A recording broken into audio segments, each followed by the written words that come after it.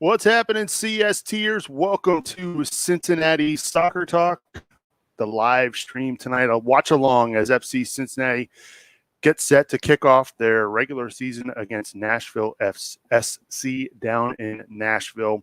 I'm Subes here with you this evening. We're going to be covering the game tonight, the broadcast starting here in just a little over half an hour from now. Of course, we've got big news for FC Cincinnati. We've got the starting lineups. We'll cover those a little bit later on here on this stream. But I wanted to take this opportunity again to thank all of our supporters. Thank everybody who's been watching us all off season. We absolutely love doing the show for you, fans of FC Cincinnati. So we're excited. We're happy to get things kicked off, and we cannot wait to get going.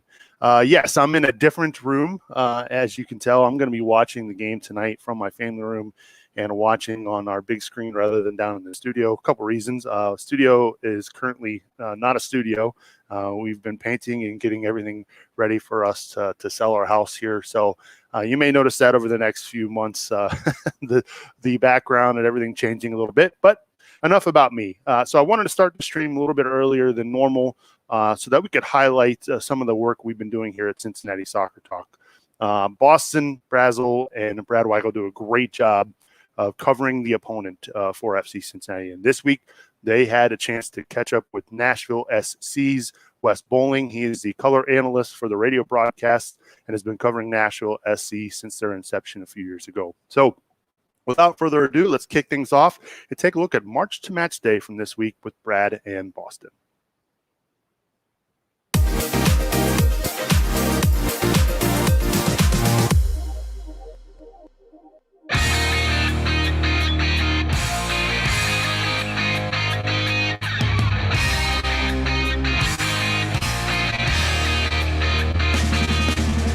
I can't believe it. You can't believe it. They let Brad and I host this show again, and we are going to continue to make everyone regret that decision. Welcome to March to Match Day, the only FC Cincinnati show dedicated just to previewing the upcoming match. We asked ourselves, how can we make a podcast that becomes irrelevant in just a few days? And this show was born. Listen to it quick because the replay value is lacking. Speaking of lacking, I'm listening to the main Cincinnati Soccer Talk podcast today, and Coach, of all people, the guy we brought in from the gutter of Instagram is out there throwing shade at my hosting skills. First up, Brad, you were on that show. Why did you not defend me? Dude, it was funny. You can't. Is he wrong? Is he lying? He's wrong. I feel like this is my prime time. The other show is just a whatever. See, we just let you talk on this show. Or at least give you a monologue. I should be mad at him, but I'm kind of mad at you. I was like, "Well, come on, Brad.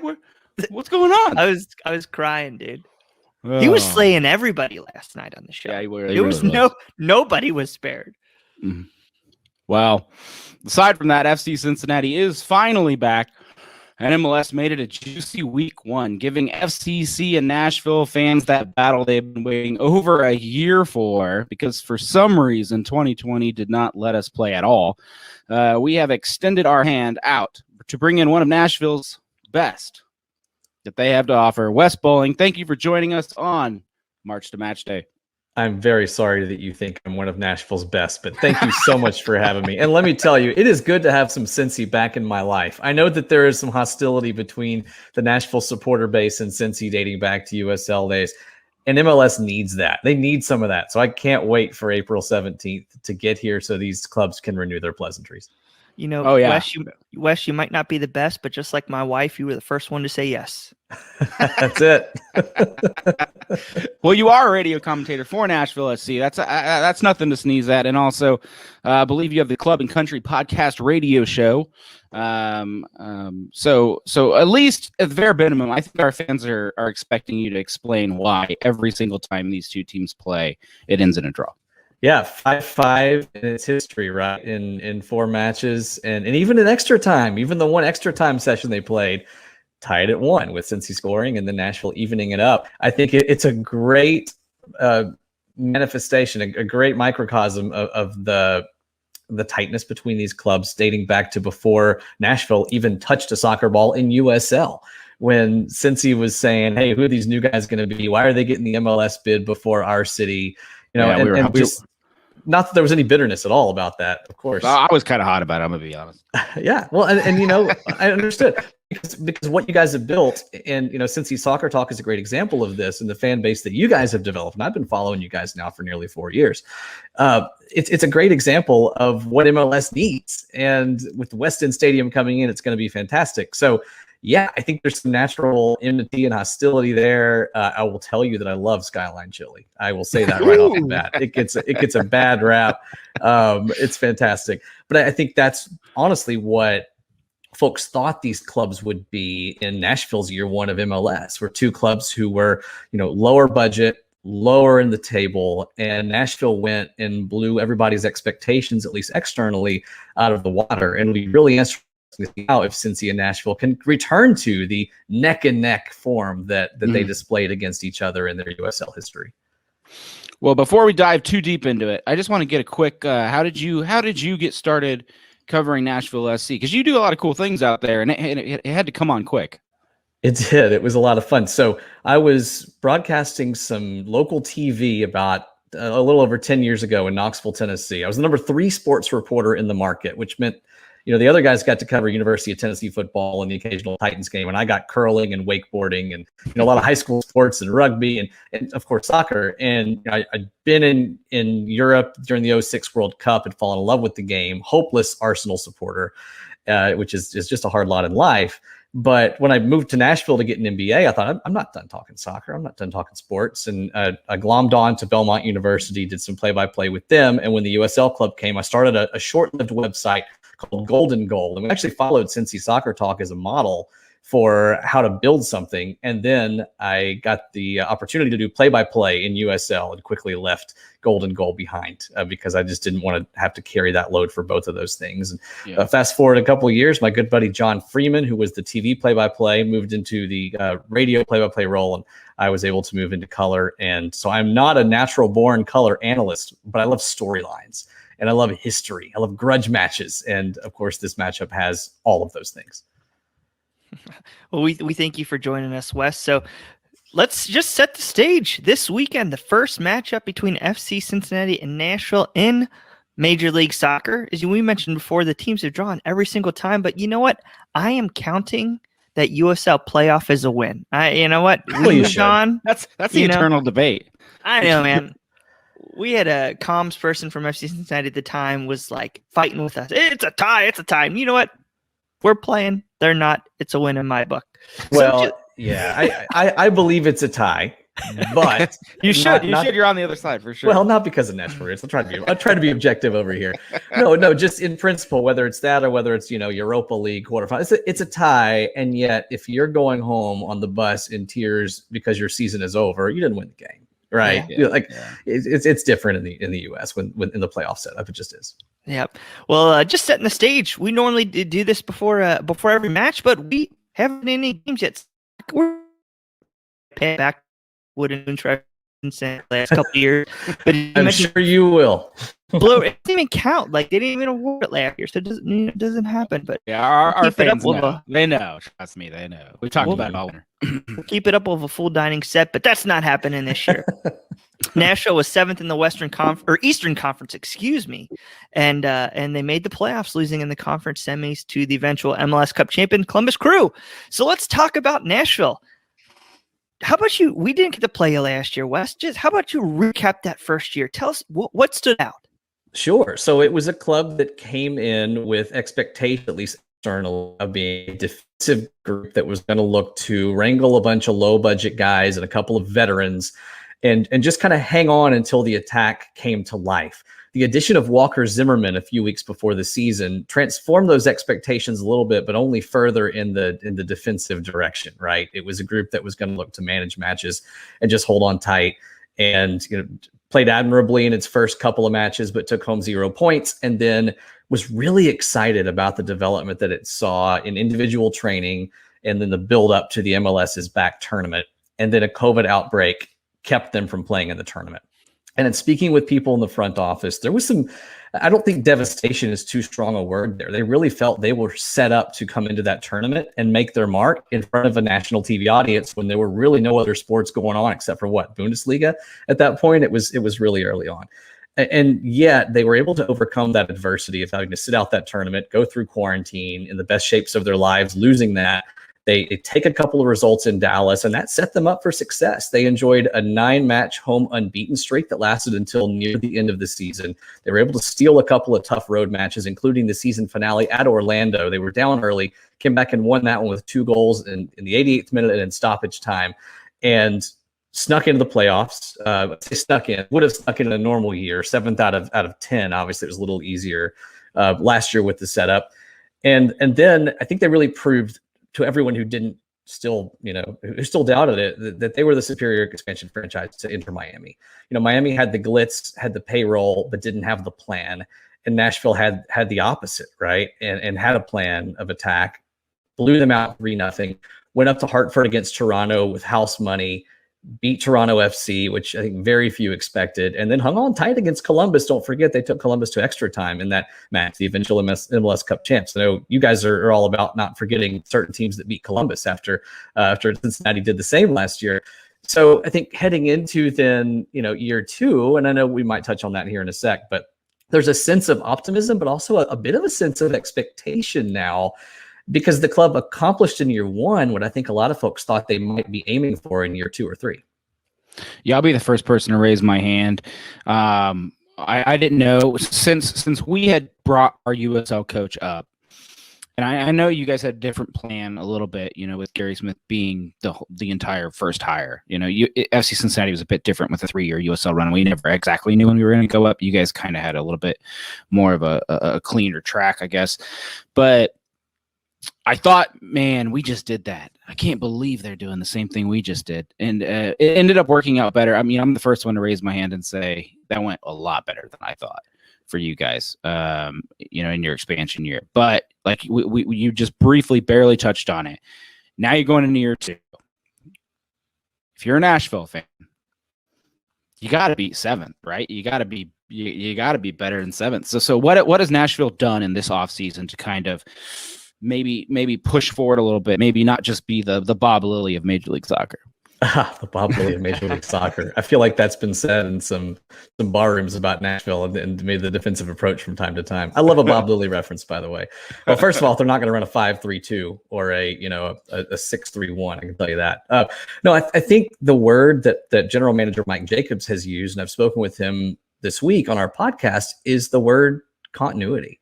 This is not a club that felt it needed to overhaul the roster. Now, they have a pile of allocation money sitting there. They used just a little bit of it to bring in Dylan Nealis from Miami earlier this week. He's a depth acquisition.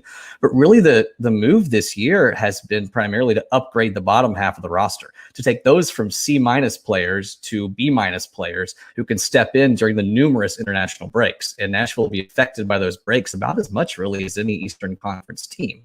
And in addition to that, they brought in a young Uruguayan winger named Rodrigo Pinheiro. He's 21 years old, and they've been quick to temper expectations about him. I think they like his long-term projectability, but he's adjusting to a new language and a new squad.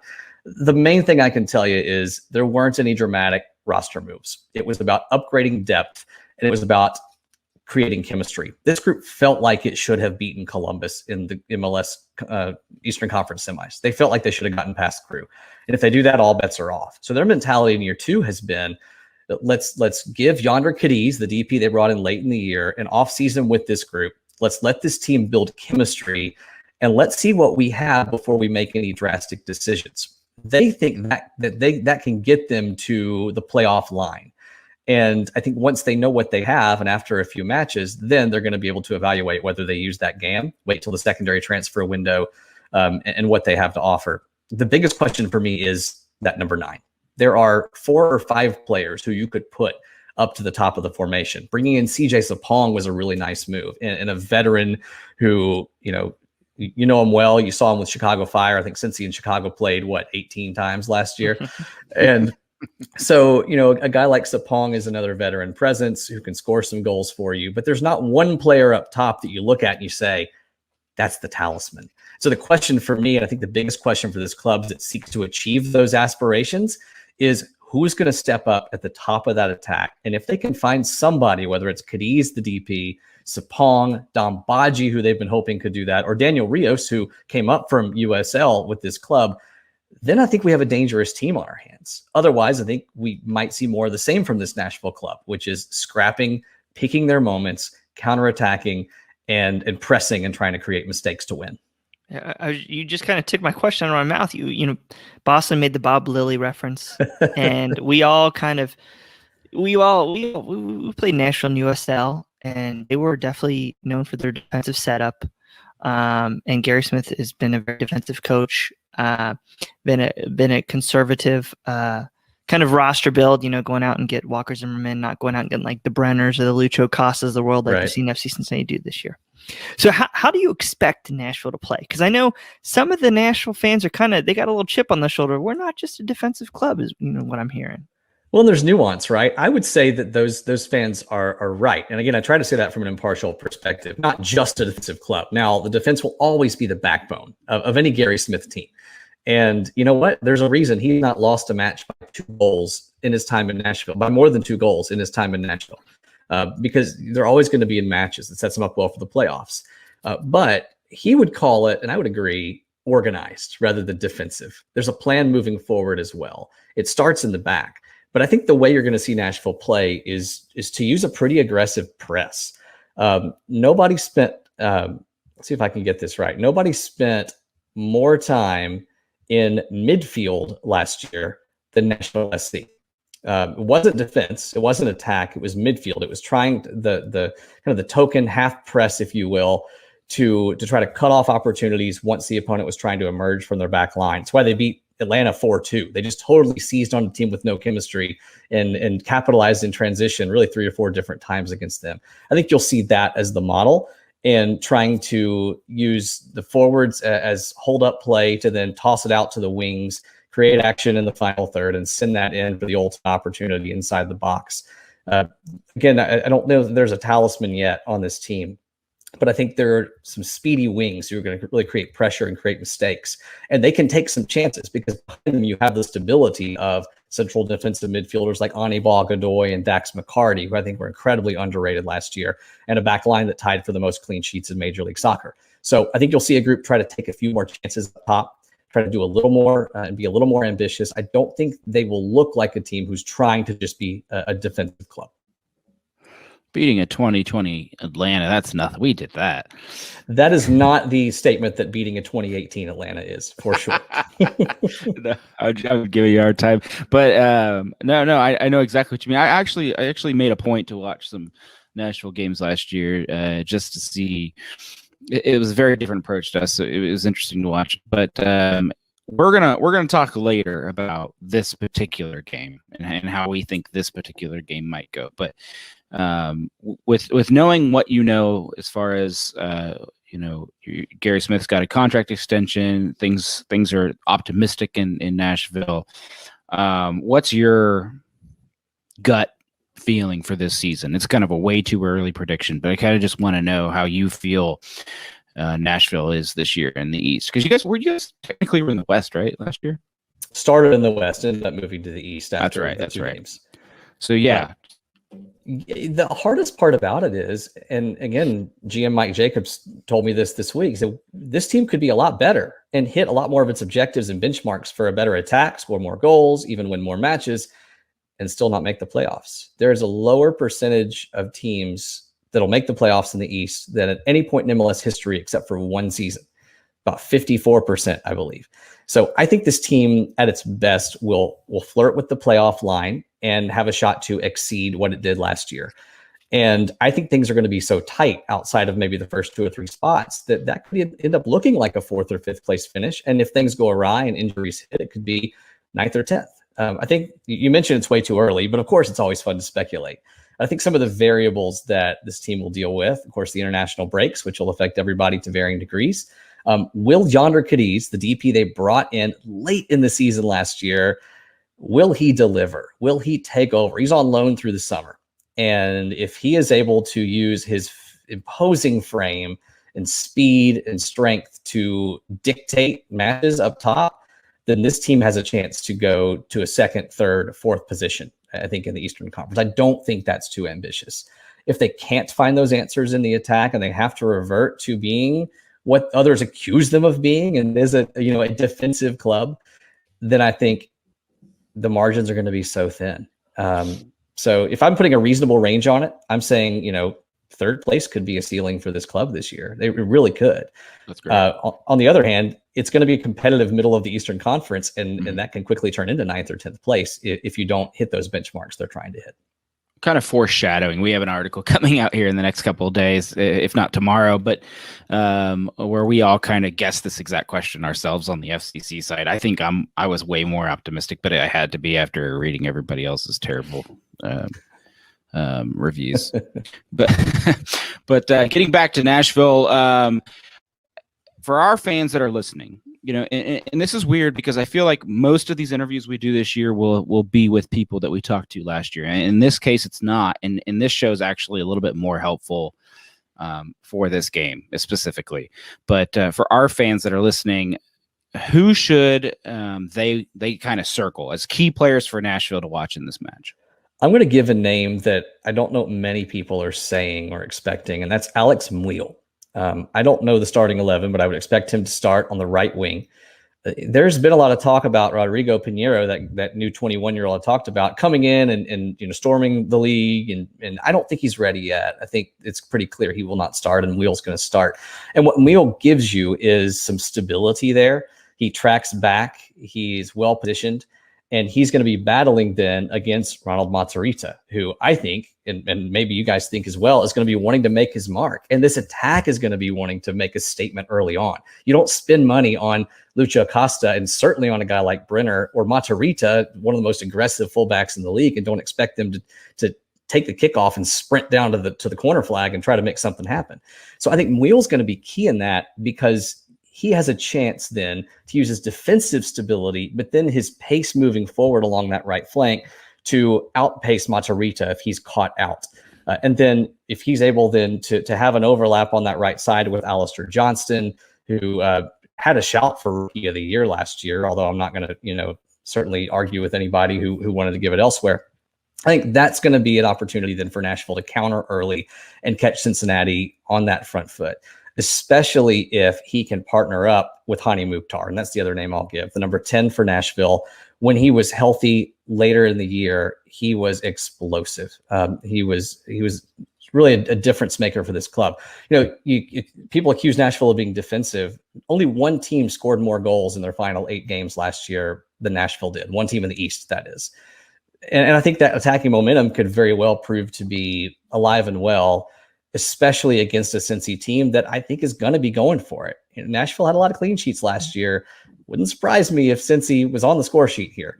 And I think, it's going to be up to the Nashville attack to take advantage of some of that aggression, catch Cincy wrong-footed, and try to capitalize. Yeah. Normally I'd go to how did Nashville win this game, but you just broke it down, Wes. Well, you know what? I am paid $0 to be a soccer coach, and so it could come out now and be a cagey scoreless draw. Now that I've said that, right. But I do think that. I mean, do you agree? I think Cincinnati's going to come out aggressive. I think they have to prove to themselves, to an awesome fan base that deserves so much better, that they're here to play, especially against a team like Nashville, who there's history there, albeit in USL. So. I mean, I think it's going to be a pacey back and forth fun contest between two teams with a whole lot to prove. Yeah, I do think Jaap Stam is more comfortable losing 4-1 and going for it than he does losing 0-1 and parking the bus. I know he tried coming out of the MLS's back tournament. I think that was honestly just to give the fans some results and some interest. Mm-hmm. I don't think that, with the players they've brought in, I just don't see them parking the bus, even with, you mentioned Matarrita, but our defense, Joe Zhao on the right, new. Our center back pairing, honestly, would probably be a third or fourth center back on most teams in Major League Soccer right now between Hagelin and Tom Pedersen. So they definitely could be exposed. Well, yeah, and you bring in wings like, I know he won't probably be with the team yet, but Atanga, Barreal, it's a clear statement of intent. And It's a refreshing change because I watched all 3 of those matches in MLS's back, plus I won't shortchange the club, plus the knockout round match. And you got the feeling that he was just in survival mode. He'd just come in off the plane basically and was leading that club. So I'm really, really interested to follow the Cincy project this year. And among the legions of people saying, look, this might or might not be a playoff team, but they're not going to be a 12 goal scoring or whatever that is per game, half a goal per game team this season. Normally, this is the part of the show where I plug fellow podcast Talking Tactics with Coach Goff. But you know what? Don't listen to it. I already only answered fan questions anyway, which really sounds like he threw in the towel to me. What do you think, Brad? Dude, man, I'd go after him. He came after me last week with my Kubo shirt. I mean, he's fair game. But, our guy Wes Bowling likes Coach Goff. I do. I was listening to that yesterday, actually, because he was breaking down Atanga's game and what he was going to bring to the table. And, I'm not I'm not a wizard of color commentary who can sit there and just watch a play develop and tell you all 10 things that went right or wrong. I need the info. So it was really useful. And now I found out he might not be playing in the game. But hey, I've learned something for October, I guess, when these teams play again. Yeah. Well, but still, how dare you talk good about that show right now? I'm so sorry to give you guys compliments. All right. Yeah. I apologize. Well, you guys are clearly better, of course. Of course, 100%. Wes is coming back in the fall. I love this guy already. All right. All right, so we're going to go into our final segment here. We're going to predict the game here. So we're going to look for a score line and why we think the team's going to win. So I'm going to let Boston go first. Oh, boy. First match of the season. Because of all the attack and the newness of a new stadium and all of that jazz, if this was at home, I feel like I would take like the bold pick here. The one that FC Cincinnati fans are too scared after 2 years of shell shocking to even have the courage to muster up. And unfortunately, I think that FC Cincinnati will be better this year. I think that we will finally be able to watch games without knowing we're going to lose from the moment we turn the television on. But I do think it's going to be a slow start. When you rebuild an entire offense, midfield onward from scratch, you got chemistry issues, you have retooling issues. And yes, there is that chance that they can just go out there, put up 3 goals real fast and just, drive the train into the station, easy peasy. But I think traveling away, this is going to be a battle. I think there'll be some talent on the field. I'm concerned about the center backs. We don't have all our pieces quite all in Cincinnati yet. I hate to do this, but I'm going to pick a 1-0 loss to start the season. Wes, what you got?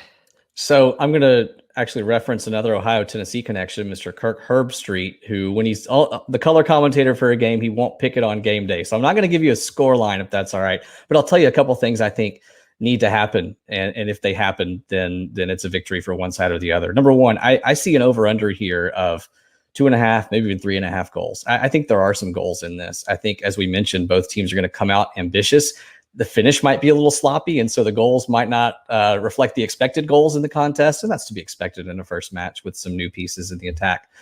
But I think I see a lot of goals in this one, and I think that if Nashville scores multiple goals, it will win. I was looking back at Cincy's away history, and they've not scored multiple goals on the road since the 2020 opener, and it was a loss to New York Red Bulls 2 in that 3-2 game up in New Jersey before the world shut down. So I think this is a different Cincy attack, but I do think it will take time, as you referenced, Boston. And I think if Nashville can put a couple on the board, if they can catch Cincinnati wrong-footed, then I think it could look like a 3-1 type of game. But I would be pretty surprised if it's a clean sheet. As dependable as this Nashville defense is, Cincy's hungry. And even if it's Cincy picking a goal late, down a couple, I do see Cincy potentially scoring here. I'll give it a 75% chance. So I think it's going to be active. It's going to be fun. 22,000 fans at Nissan Stadium will give some atmosphere at 1/3 capacity and fuel that action a little more. I think this is a game we're going to all be glad we watched, regardless of the result. Wes, before we were recording, you mentioned a comment that stuck with me, and it's you were glad that Nashville's catching FC Cincinnati in April and not July or August. I think the fans are. Yeah, I think, this is a Cincy club that you'd be foolish if you didn't look at the ledger and say goals are coming. Look at the money they've spent. Right. And I know Brenner has some question marks, right? Like he performed in Sao Paulo really well, but for a short period of time. So we'll see. But I don't think we're going to see it right away. I think down the road, this could be a very scary Cincy team. Yeah, I'm high in the direction on where the club's going. I still don't think that they're done building the roster, and especially that defense. The attack and the midfield look pretty solid. But, we still aren't going to see Viacia at center back. Michael van der Werf's hurt, who would probably be the other starting center back. And I think we still are going to see some reinforcement. So just because I'm not too high on FC Cincinnati in April doesn't mean I think that they're going to be decent in July and August as that chemistry builds, and like what you saw with Nashville, that last quarter to third of the season, that offense just took off. So it did. So I think it's definitely, the season is a novel with chapters. It's not a short story, right. and both teams will evolve. And it's weird with a lot of games shoved in the back half too. Yeah. And that's one thing for Nashville, by the way. There's urgency there. So 10 of Nashville's first 13 games are at home. Wow. And basically reverse that on the road. They have 4 road matches between now and August. So they're going to be wanting to make hay in front of the home fans because they know they're going to need to bank those points for a tough stretch to close the season. Now, since he starts on the road for a bit before the stadium opens. So it'll be interesting to see how that dynamic plays out too. Yeah. So now that we've said all that, I'm not picking a loss, FC Cincinnati Nation. I'm not doing it. I'm not going to, until I see otherwise. This is going to be a 2-2 draw, guys. We've seen every match so far be a draw. Why stop now? If I was betting, right, that's where my money would be just because of history. Has to be. I mean, Wes, you're right.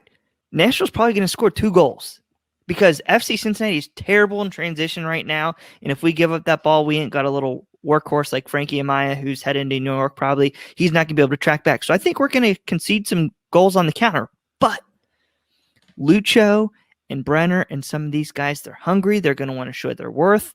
Calvin Harris, I expect him to get a start this weekend. He was the number 2 pick in the draft. He's going to lay his mark down.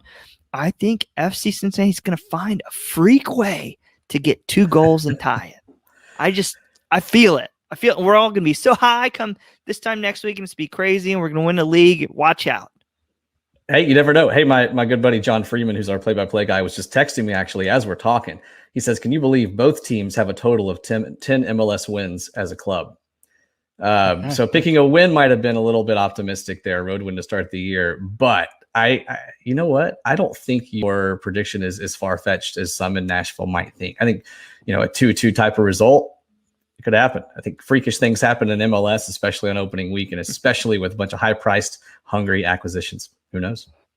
Well, I'm looking forward to it. I'm coming. It's one of my first trips outside of the city since this whole pandemic thing started, but I got my shots, and I'm headed over to Nashville. Not as work. No. We're sending a photographer and Jeff Wallner to work. I'm there for fun. I'm there for play, but I do look forward to enjoying your awesome city. It's a great place. It's not what it, is in non-pandemic times, obviously, but still a great experience, and hope you have a great visit. It's a fun experience. So, definitely spend some time on Broadway, walk across the bridge. It's convenient. It's great. And my last image of Cincy fans at Nissan Stadium was that first USL year for Nashville, and there was a huge contingent there. It was fun. Hopefully a lot of folks join you, and there's a raucous atmosphere at Nissan Stadium. Yeah, I hope so. We thank you so much for coming on this week. We've hit our 30-minute limit where fans start to turn us off because Brad and I just don't have the Subs voice. But where can our supporters find you if this is not enough Nashville talk? They need more. So give us your outs. Yeah, clubcountryusa.com. That's my buddy Tim Sullivan, who co-hosts the Club and Country podcast with me. So go to clubcountryusa.com. You'll have great write-ups from the Nashville perspective, and Tim is a great tactical mind. And anywhere you get your podcast, just search for Club and Country. You'll see us. We're the one with 3 episodes in our lifetime, because we just started this thing, and actually have a nice interview with Nashville SC general manager Mike Jacobs that just dropped today. 20-minute discussion about this club if you really want to go deep. Well, that takes care of our latest March to Match Day, the first one of 2021. Make sure y'all check out CincinnatiSoccerTalk.com, as well as our latest podcast and website for all the great content that the team's providing. Like Boston said, Jeff Wallner and Jeremy Miller are heading down to Nashville to cover this weekend's match. Thank you to Wes for coming on as our guest, and to my trusty partner, Boston Razzle for steering the ship. As always, I'm Brad Weigel. Thank you for joining us on March to Match Day, and onward, 3 points for Cincinnati.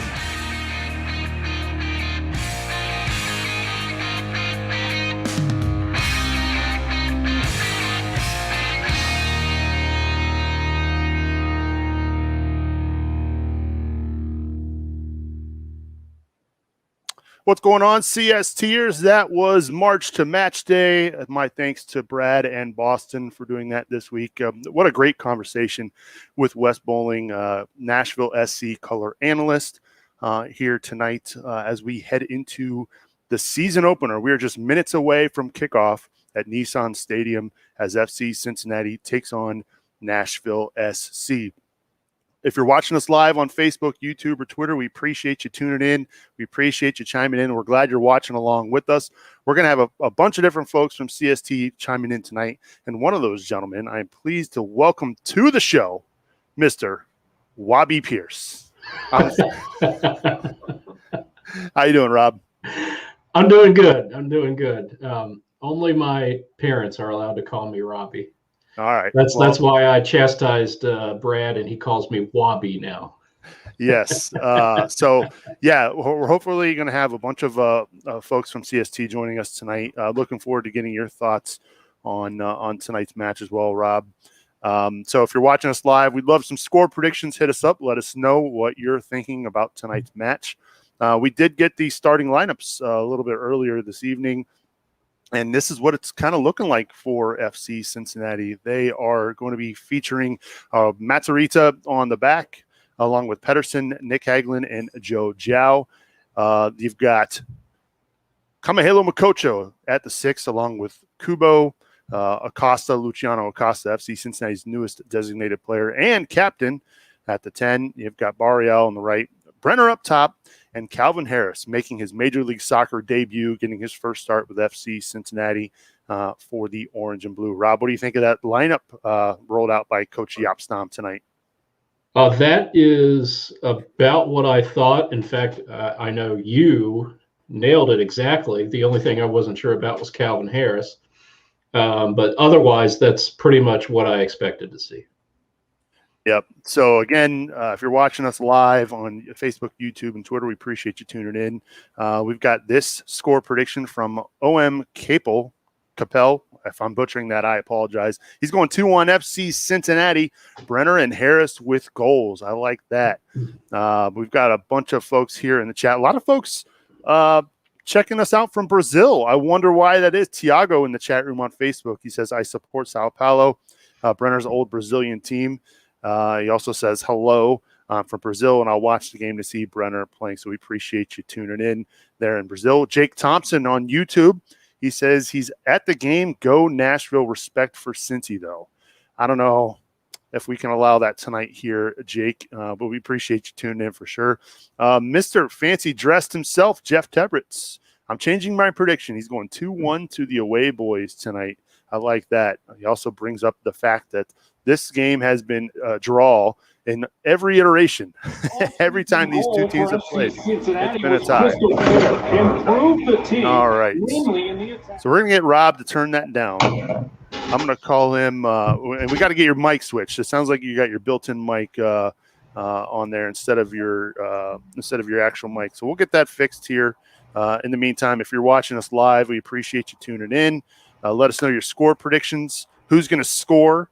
And also, if you're watching us live, again, don't forget to like this video, share it. Let all your FC Cincinnati fans and friends know that we're doing these watch-alongs again here in 2021, especially since we can't get to the games. Now, we know there's been some folks who have made the trip down to Nashville.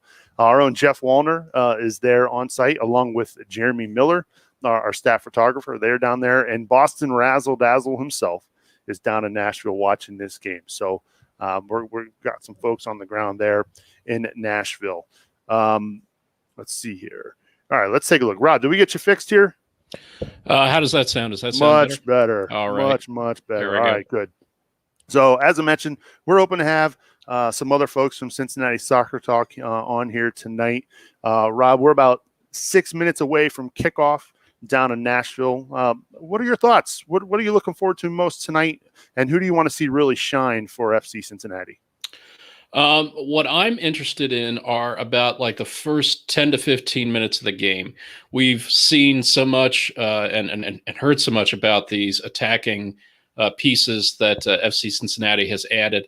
And I want to see them get to work. I'm very interested to see how they will come out. Last year, Stom used a 3-5-2 to kind of soak up some pressure a little bit. I'm kind of hoping that it goes the other way and that they really start to get attack minded. I guess I would like to see Luciano Acosta as the one person that I would like to see do really, really well tonight, expecting big things from him. I sure hope so. FC Cincinnati made it a big deal to bring him in this offseason, made him the captain. Of course, the designated player has experience in Major League Soccer, so it'll be exciting. Hopefully, he can get on the score sheet. We saw him in the one preseason match we were able to watch, Rob, get on the score sheet for FC Cincinnati. OM Capo in the chat says, how do you feel with Lucho as captain? Were you surprised by that, Rob? A little bit, yeah. Only because he's just coming into the club, and you usually kind of have that for somebody that's a little more established. Yeah. I would kind of thought that Hagelin might have been the captain, but I guess that kind of shows the character that Acosta has and kind of what the club is expecting out of him. Yeah, I mean, look, he's a big money signing, right? I mean, they made it a point to bring him in this offseason, gave up a lot just to get his rights from DC United. So yeah, I'm not totally surprised that he is the captain for sure. Let's see, I'm trying to read through some of these chats. We have a lot of folks from Nashville chiming in tonight. All right, let's welcome him into the show. Let's welcome in Mr. Clay Winstead. Clay, welcome to 2021, buddy. Hey, happy to be here. So we were talking about this just a moment ago with Rob, but what is it? Were you surprised by the lineup that Jaap Stam rolled out tonight? Remind me, who's in the front three? It's going to be Harris. It is Brenner, Harris. So Locadia didn't make it. Okay. Yep. So yeah. I didn't necessarily expect Locadia to make it. It seemed like he was going to be an iffy. He's there. He's on the bench. He's on the bench. Yep. Yeah, I didn't think he'd be in the starting lineup. And I'm not surprised by this, but I am disappointed that Alan Cruz is not in the starting 11. Of course. Jaap Stam really believes Kubo is the better option at 8, and I'm very curious to see how that works. Yeah, I'm very curious to see that as well. And again, we kind of touched on it a moment ago. The very brief amount of time we got to watch FC Cincinnati play this preseason, we saw Yuya Kubo playing the 8 against the Chicago Fire and did okay. Our own coach Brad Goff. I'm not saying he's going to be MLS best 11 caliber at the 8, but certainly did a job and it has shown the ability to get out of tight spaces, which we anticipate might be happening frequently with the Orange and Blue tonight. Coach Goff certainly knows more about soccer than I do. So for now, I will, and Jaap Stam, I would probably wager does too. So for now, I will, I'll concede to the geniuses and the real coaches of the game, and I'll just see how it works out. Yeah, Kubo has all the skill sets you'd want. It's just he's not played that position a lot. So it's about how he adapts to a new part of the field because, like you said, he has all the tools. Yeah. So we'll see how it all matches up with Acosta up there. I think he's going to make everybody around him better. So hopefully that'll be Kubo will just benefit as well. Yeah, for sure. We're minutes away here from kickoff, scheduled kickoff time for 8:38 Eastern time. We will do our best to try to sync it up. I don't know, Rob, do you have the ability to pause your stream or your broadcast or no? I think I do. Okay. If you're on the website, I think you can pause it. Okay. Yeah. Okay, good. Because, we want to try to make sure that we are similarly aligned as far as the stream goes. Should I pause now? What do you got? Well, let's wait till you got kick. Well, no, I think you're all right. I think they're playing the anthem right now. I see players walking out. Okay. I'm watching. See, I've got the Nashville SC broadcast. I do not have FC Cincinnati's. So I'm showing right now, looks like the national anthem being played. Okay, now I see the anthem. I think they were recording the players walking out. Yeah. All right. So Calvin Harris getting his first start in Major League Soccer, the second overall pick in the Super Draft. And again, scored 2 goals for FC Cincinnati in the preseason. So, I mean, he's got his scoring boots on early for the Orange and Blue. Hopefully he can continue that trend here tonight for FCC. But that's great. He's got to be excited. I mean, honestly, I imagine to be in that position. What is he, 20, 21? Your first match in MLS, and you get to start. I mean, that's That's what dreams are made of. Like, this is really neat. Like, we all had high hopes for him when he got drafted, but I certainly didn't expect him to be starting 11 day one. So that just shows, I think, a lot of the confidence that the team has in him. And from the brief mentions and preview text and some video clip from Chicago that we got to see, he was dangerous, and he's kind of fox in the box in a sense too, like Brenner is. So I'm excited to see how that front three, they're really feisty, and they're really they can all kind of rotate, I think. So that's what's going to be interesting to see those three work together. I'm very excited. All right, so the anthem just wrapped up there in Nashville. We get set to kick things off again. We'll try and sync everything up. Try to let me know where you're at, Rob. If you're watching us on Facebook, YouTube, or Twitter, we appreciate you tuning in. Again, do us a favor, hit that like button and hit that share button. Let folks know that we're doing this live. FC Cincinnati fans, a lot of us are watching from home. That's a perfect way, a third screen to watch not only our coverage, but the match as well. And do us a favor, if you are watching it, try not to do any spoilers. We don't want any spoilers in our chat tonight, so please be kind and no spoilers tonight. All right. I'm watching a pregame interview with Gary Smith on the sideline, gents. I don't know where you guys are at. They just wrapped up with Steck, and it's still kind of in the moments just before kickoff. Team picture right now for FC Cincinnati. That's what I see. Okay. All right. I'm trying to figure out exactly where I'm at. I'm going to try. I saw Steck, and now she's gone. All right. I'm trying to get comfy here on my couch. It's been there you go. Been a long day. Out of the basement. Also, you know why I think FC, but we'll get to score predictions real quick. I think FC Cincinnati wins tonight because I had Skyline today. Second weekend in a row. So that's lucky. I'm feeling Cincinnati tonight, folks. So I'm going to I'll go 2-1 win for the orange and blue. Rob? Ooh. I know it's popular, but I'm going to go with the 2-2 draw. All right. Clay? You took it. I say 4 of the 5 times they've drawn. Technically in the playoffs, there has to be a winner. So Cincinnati did win. Nashville. True. I'm sorry. That's how the rules work in the playoffs. So a draw is definitely a very easy pick. Just because we have a win and a draw, I feel like I have to round things out. I think it's going to be a close 2-1 loss for FC Cincinnati. I think they'll look good, though. I don't think it's going to be ugly. Debbie Downer Clay already off to a fine start here. How boring is it if you all go in all positive and I'm just like, yeah. All right. So should I pause at kickoff? Yes, pause right at kickoff. Or pause at the 10-second mark. 10-second mark. Perfect. 10-second mark. We'll all pause it. All right. What I see right now. Be playing when I get there. I see the referee now. Yeah, I'm watching the guitar player. Oh yeah, their little pregame thing. That great Christian rock anthem they got in Nashville. Dave Mustaine. I've got the ref holding the ball, and I can see Nashville's huddle right before kick. All right. Yep, that's what I'm seeing too. So yeah, just pause it at 10 seconds. All right. And we'll hit play at the same time. There we go. All right. We'll try to put some of these chats up here. I don't know. Do you have the ability to do that, Clay? I did in previous broadcasts, but I think I'm currently I'm limited. Back when I was the alternate host a few times. All right. So I had the ability back then. All right, I just got to kick off. Yeah, I think you're going to be the one pausing for us. There's the clock going. They waited a couple extra seconds. Yeah, I've got TT doing the sign of the cross now. 8, Kickoff seconds away. 9, paused. Yeah. I'm paused on 10. Rob's just a little bit ahead of me, and I'm definitely behind Sims. It's always me bringing up the caboose on these watch-alongs. All right, so if you're watching us in the chat. Paused. All right, Rob's paused. Okay. I'll let you know. No spoilers. No Be kind to me. Tonight. All right.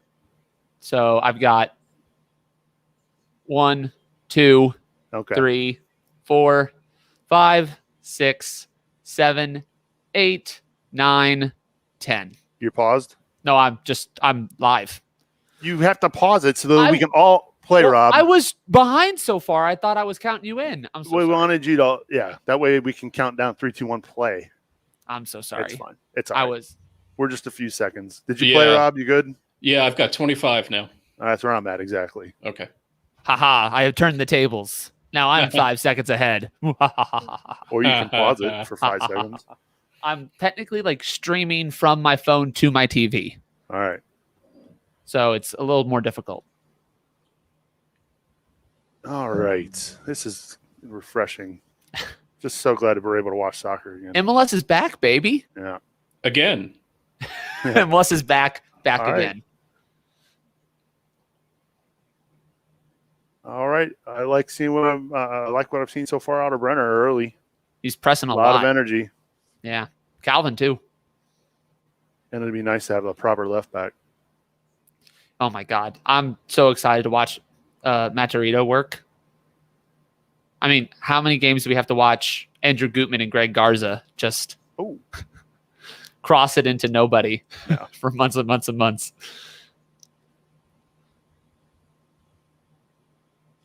All right. So we are just underway here in Nashville. About a minute. We're in the second minute. Still knotted up at 0. I don't know. Patrick Lonnie says Brenner's on a hat trick already. So Hilarious, Patrick. Hilarious. Woo! Nice.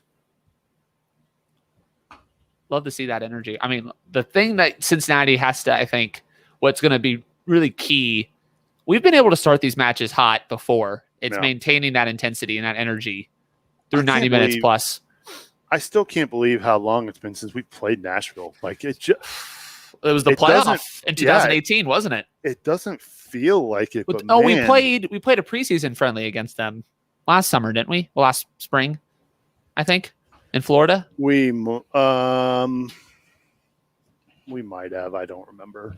You know what I remember about the last time FC Cincinnati played Nashville was it went into penalties, and they thought that they had it won. FC Cincinnati did, and you see Jimmy McLaughlin streaming down that pitch, and they're like, "Wait, no!" That was a fun night. That was a fun night. I think that's probably one of the last few good times we've had. This is gonna showcase my feeble age. It's the only time I've consciously watched a Cincinnati playoff win.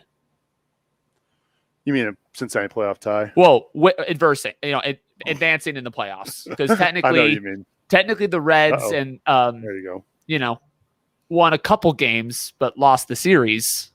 The Giants in 2012. Yikes! Lucho would get a shot to the face. Dax McCarthy needs to watch his tackles. Subes? Give him a card. That's right. Watch your tackles. Give him a card. Oh, I like Brenner getting into it with the ref, defending his boy. I like it. Give him a card. That's his captain.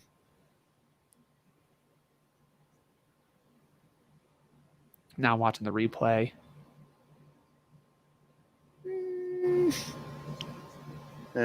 Okay, that may have been a bit soft. All right. You got the call. Nicky Hags. Clay, were you not around for the 95 Reds? They went to the NLCS. I was 3 years old.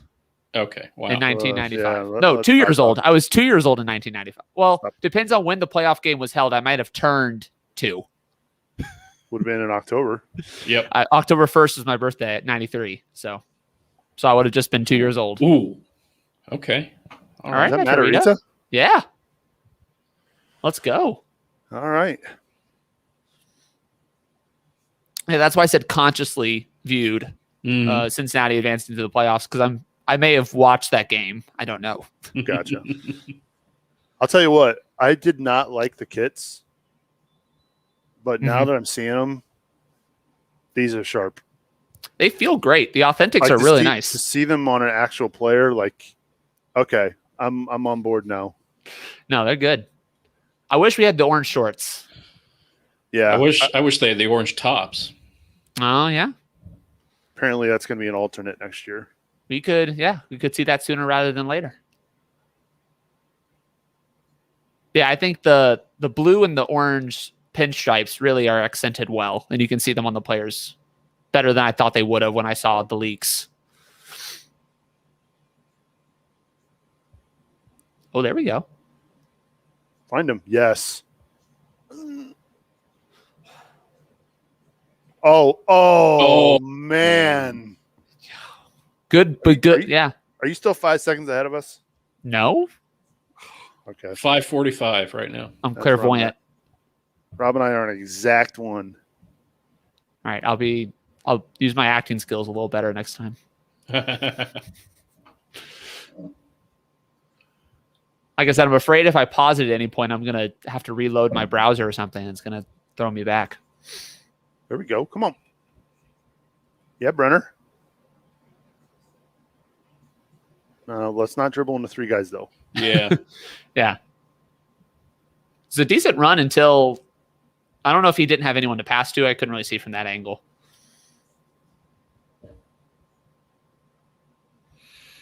Nicky Hags with the man bun tonight.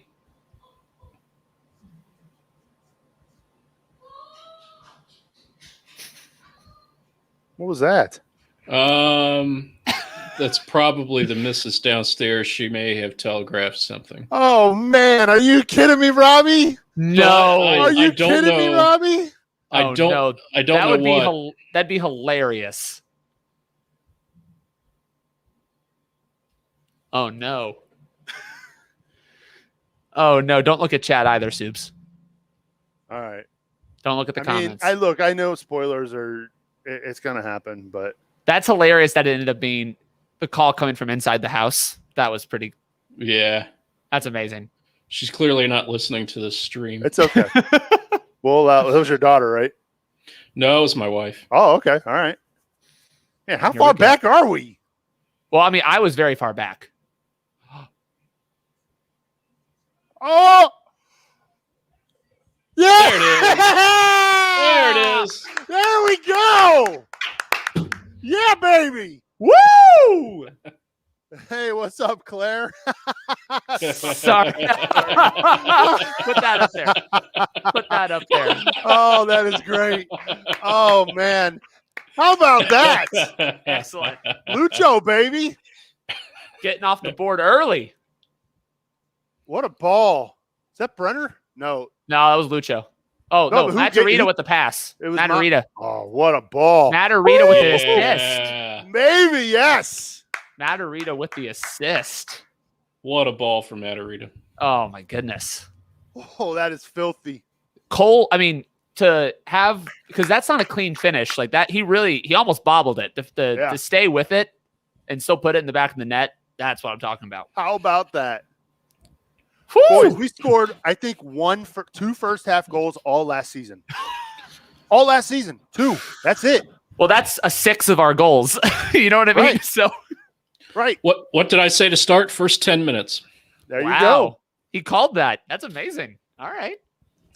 I can't believe Claire spoiled it for That's amazing. That is absolutely amazing. That was great. All right. FCC Bourbon Club's getting started now with that. Buffalo Trace tonight. Now, can the defense hold up? That's the question. That's going to be You it. can sit. You can sit and watch. You don't. Okay. Oh. Oh. That's a dangerous spot. Oh, wait. I don't like that. I don't like that limp at all. Hopefully he's just a bit of a knock and he walks it off. Right? Ooh. Oh, that's a foul. No, they both went for it. But he doesn't. He kicks Brenner. They're both going for the ball. Goalkeepers aren't going to He's ever get that reviewing foul. it. He's reviewing it. Oh, is he really? Yes. Yeah. That's What time a foul. What time are you at now? I'm at 9:47. Yep, me too. Okay. Okay. I guess I didn't see. I Oh. guess I got my volume down too low. I can't. I gotta fix this. Patrick's got me. I'm trying to do 45 things here at once, Patrick. You're gonna have to be patient. It's a good problem to have that we didn't update FC Cincinnati's score early enough. That's a foul. He's pointing the spot, right? Well, I think he did. No. I'm telling Penalty? you, it was a foul. It's a foul. Yes, there we go. There we Oh, go. they called it. They called Goodness. a penalty. I thought from the minute he did that, I thought it was a penalty. He doesn't get the ball at all. Wow. Brenner getting a penalty call in the first. Is he going to – wait, Lucho kicks it, right? I don't know. Brenner took it in the preseason. Right? That's true. Lucho's your captain. I'm curious who's going to step up for this. I think it's going to be Brenner. Yeah. Let's see. It better be $13 million man. Right? Oh, my goodness. Remember when Willis let in that howler against Houston Dynamo July 3rd? I love that Willis is just so incompetent when he plays FC Cincinnati. He's got to go get the ball. Wow. Yeah, Brenner's going to take it. That is funny. He's like, oh, fine, I'll get the ball. Oh, my goodness. Come on, dude. Oh, my goodness. I don't have the chat up anymore. I can't see the chat. Good. All right, come on, Brenner. Oh, my goodness. How great. Oh, my goodness. Stop. Allie. Oh. I'm surprised Claire hasn't spoiled this one yet. Come on, Yeah. Brenner. She's Maybe got she a knows. poker face now. Yeah! Baby! Yeah! That's Great how you start a season. Great Woo! penalty, too. Goalkeeper nailed it, guessed it right, got to the corner. Ball was still too fast. Got right past him. Baby. Woo! 2-0 inside of 12 minutes. Wow. Hey, guess what? We've equalized the amount of first half goals we scored in all of 2020. You're right. All right. In 12 minutes. Ooh, that bourbon tastes so good. We gotta come. I gotta learn some more Portuguese so I can get more excited for Brenner. That's amazing. Here we go. Well, now Nashville can't sit back like they want. Yeah. They're gonna have to come at us. Is that Nashville? No, not till midday. Oh wow. I'm to be honest, I'm a little shocked they called that a penalty. I know that he got him late, but I would have thought goalkeepers get away with so much stuff in their own box, particularly. I'm just, the best part is Ken hates VAR. And VAR just gave us a goal. He hates VAR so much, and we just got the benefit from the VAR. Ken must be stewing in our Slack. I have to see what he has to say. That's amazing. All right, I'm going to put the chat back on now. Yes, Joe, I'm shaking. What is this feeling? I love it. Oh, I feel good about this season, says Isaac. We have a lot of comments from Brazil, it looks like. Yes. Love it. Love this. Love to see the bandwagon grow. Love to have you guys. Thanks for joining us on Cincinnati Soccer Talk. Yeah. Alice Obrigado for joining. Brazilian Brenner is a genius. He plays a lot. I miss him in Sao Paulo. You know you've done well when the fan base of the team he used to play for is really sad he's gone. Yeah. Whew, man, this is fantastic. What a start. When was the last time FC Cincinnati had 2-0 lead in ever? Probably sometime in 2018. I want to find out now. We're going to look that up while we're watching. 2-0. I'm trying to think. Do you remember? I don't think Cincinnati ever won 2-0 in 2020, so it's got to be at least 2019. Whew, man. Let me look. I cannot believe it. Can we get, let's get another one. Let's do it. Matt Doyle is probably like, what in the world is happening? But again, there's still a lot of soccer to be played. There's a lot of it's 75 minutes left. Yeah. Still some question marks about the center backs. But they haven't been tested yet. No, Cincinnati didn't win a single game by we beat New York Red Bulls in the bubble 2-0 in the group stage. So that was the last. So we did have technically a lead of 2-0 at one point during that game. I forgot all about that. Yep. Also, the one game where we scored a first half goal. Yeah, that was one of the few. Kubo in the first half. Kubo scored in the first half, and then Medunian in the second, I believe. No, it was an own goal, I think. Oh. Off the corner kick. Oh, yikes. So it was Medunian in with the kick, but it was technically an own goal. Okay. Come on, wow, boys. That was less than a year ago. How quickly that time flew. So here's the thing. like now that we've got a 2-goal lead, I mean, I don't want to sit back. No, like, that's but like something we could hit them on the counter now. That's actually what I would love to, I'm sure talking tactics, Coach Goff will get into this. What's curious, we haven't seen Cincinnati play with the lead that often. So exactly. Tactically, we are going to see a lot of wrinkles. I think usually with teams like Nashville that tend to absorb pressure and counter, when they go down 2-0, they have to be more aggressive. And you would hope FC Cincinnati would then take advantage of the space they leave behind. So we'll see how that plays out.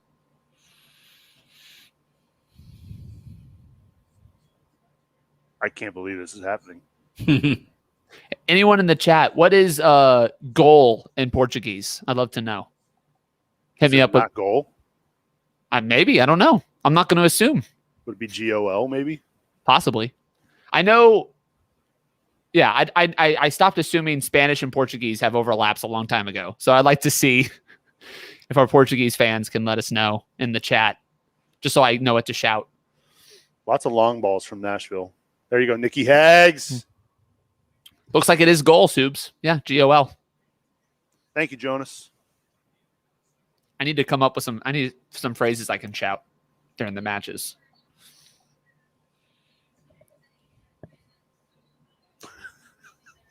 My goodness. Oh, man. I mean, I did not. I mean, I thought Cincinnati could maybe pull off the result here. I did not expect. I'm feeling better, but I'm hoping 2-0, and I'm hoping we don't concede. But like I said, 2-1.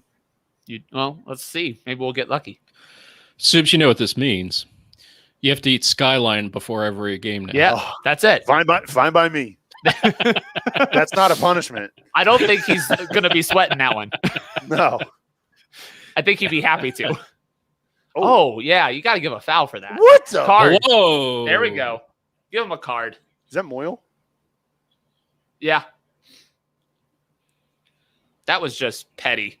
Just a petty foul. No reason to kick him down like that.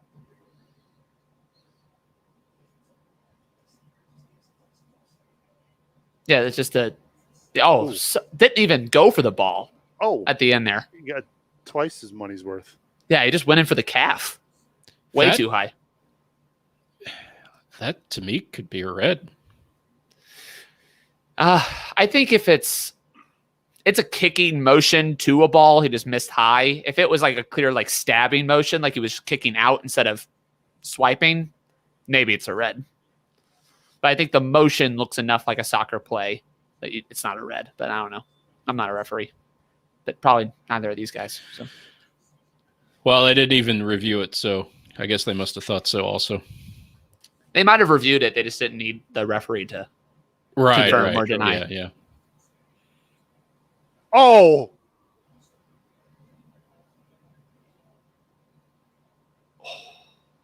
Oh. What a dummy. Oh, my goodness. Okay. Get back. Get back. Come on, Kubo.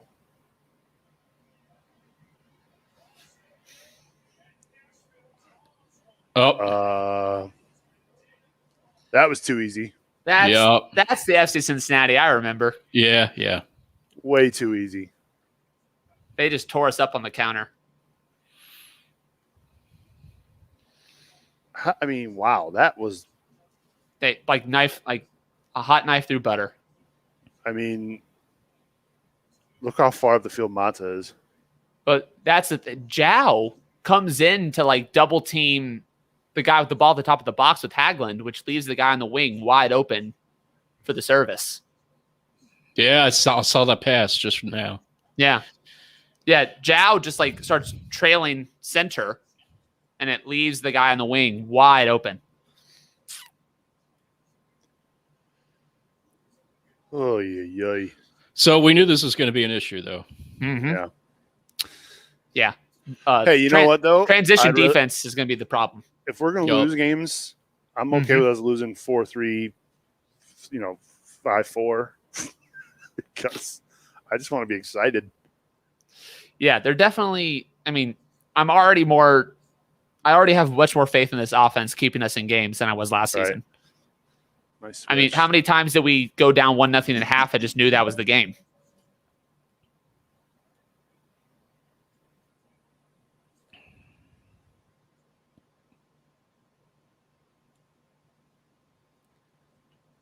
You know what just hit me? This team could resemble a lot of Leeds. Yeah, you're right. Mm. Attractive going forward, and then not so great defensively. Yeah. All attack, just no defense, just vibes. Mm-hmm. Where you might win a game 4-3, but you also might lose a game 4-3. It was like Liverpool before they got in Van Dijk, Trent Alexander-Arnold. Yeah. It's basically every match they had was they were losing or winning 4-3. Mm-hmm. That was like because they had gotten Salah and Mane, but the defense hadn't been fixed yet. So it was just all scoring, no matter what. This is like a freaking track meet. Yeah, just end to end. Yeah, the transition defense is gonna have to find something. I mean, I like the fact that our left back wants to get forward, but he's That was always gonna be the field too much. That was always gonna be the problem with our center backs being Hagelin, Van der Werf, and Pedersen, is with fullbacks like João and Matarrita and how Stan wants them to play.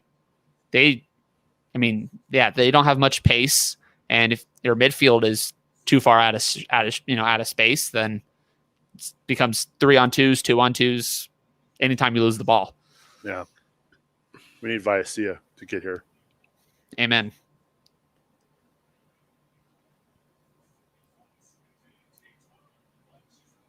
Oh, TT! Wow, What a save! Yep.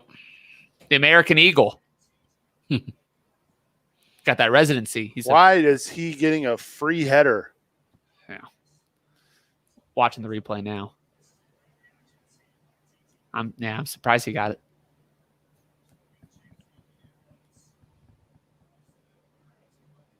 That's better.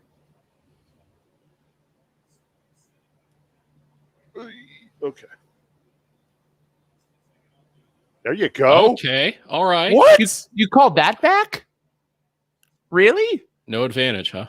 That he's calling it on us? Yeah, I think so. Oh, wow. I think that's Nashville's ball.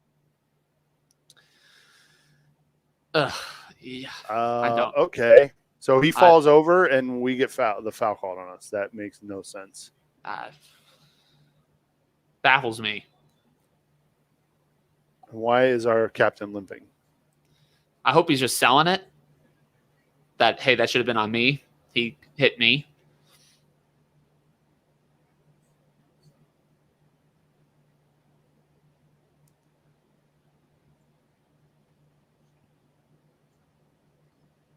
He's not moving around very well. No. No, I don't think he was trying to sell that.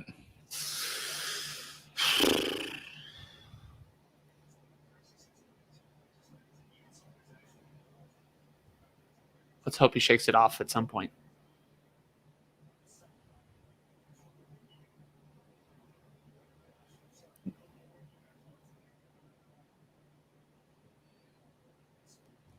Jonas Brenner is already. It's only 25 minutes in, but he's doing very well so far. Pressing a lot on defense to get the ball back when he can, and won a penalty and then converted, scoring his first goal in his first MLS match. So I would say very well so far. We're glad that you're following along from Brazil. Thanks for obrigado. Absolutely.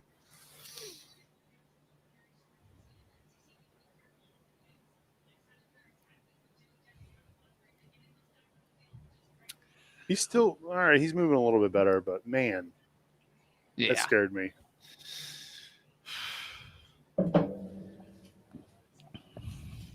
That goal we gave up was way too easy. Mm-hmm. Yeah. What?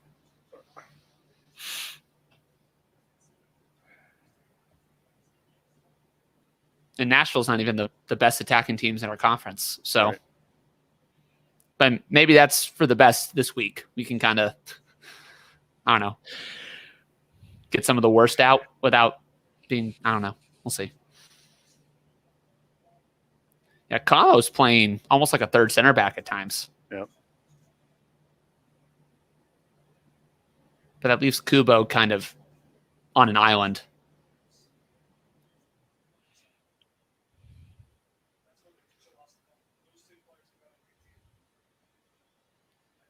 Yeah, just keep the ball. I mean, This team already looks much more comfortable in possession than in years past.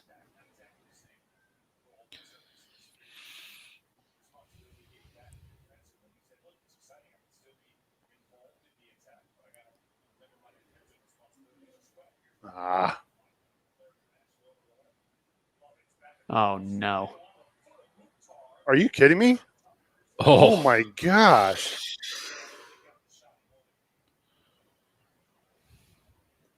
TT coming up big again.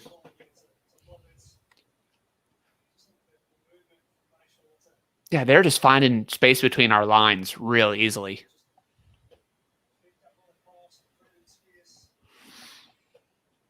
Swiss cheese. Yes. Seiko Joe. Yes. Yeah. Well, we better get more than 2. Yeah, we might need a third or a fourth at this rate. Just make it comfortable. Yeah. Man, they are just, oh my goodness. What is happening?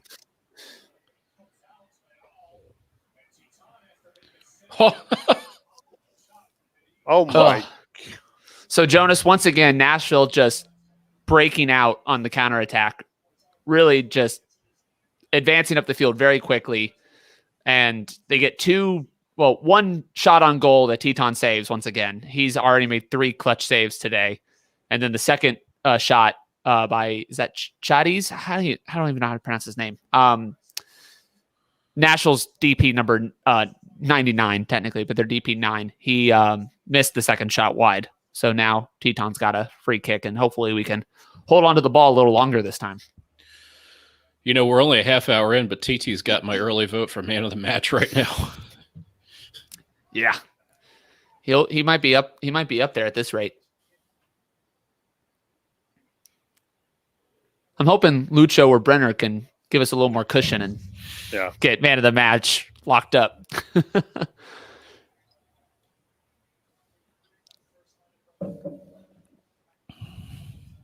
Folks in the chat asking for a link to a live stream. I personally don't know of any, especially if you're outside of the country. I'm sorry. I don't really have a good answer for you. Yeah, I'm not sure ESPN Plus's international offerings for these matches. I think it might be domestic only. Yeah. There you go.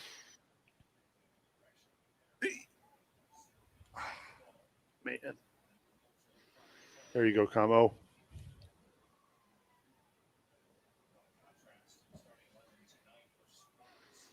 You guys are 4 feet from one another. Why are we passing it? Just go.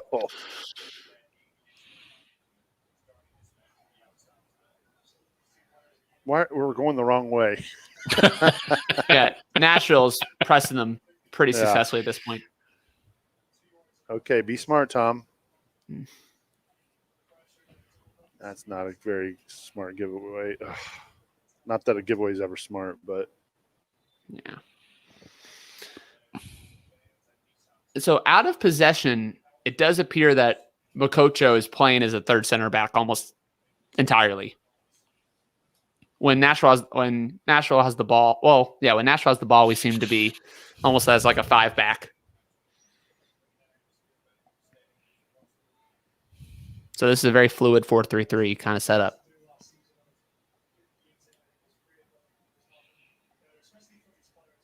Oh, come on. Thank you.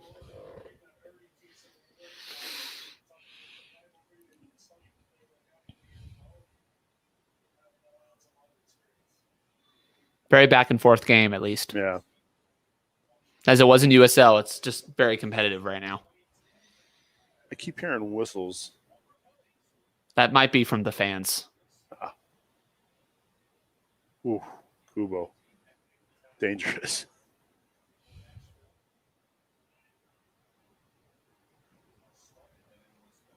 Forward.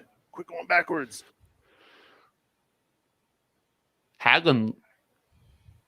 Loves those long balls. Wow. That was close. Hagel's going to drop a couple dimes this season, I think, if he keeps playing. I don't know if people want him to keep playing this season, but if he does, he'll drop a couple of those passes If he's for going to sure. play him over the top like that, oh, no. Oh, no. TT. Oh. Wow. 4 saves from TT.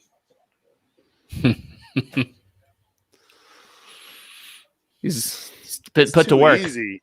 Yeah, the guy just on. completely outran Hagelin to the ball. That's not Hagelin. That's Pedersen. Yeah, that's Oh, it Pedersen. was? Oh, they both have long hair now. It's harder to tell the difference. We got to get Viacia in here. Oh, my God. Probably need another, to be honest. If we're going to play that way Mm-hmm. and attack, we need somebody that can recover. Yeah.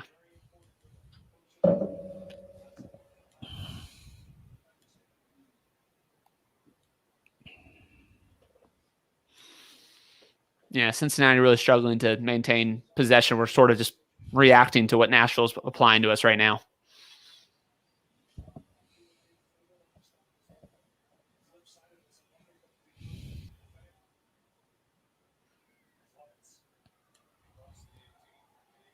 Oh, no.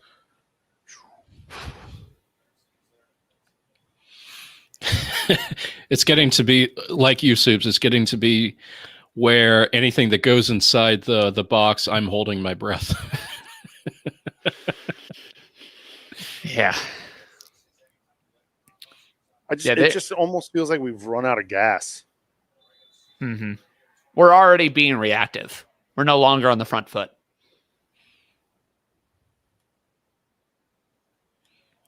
I'm telling you, they're finding a lot of room down their left-hand side, our right-hand side, almost exclusively against Joe Zhao.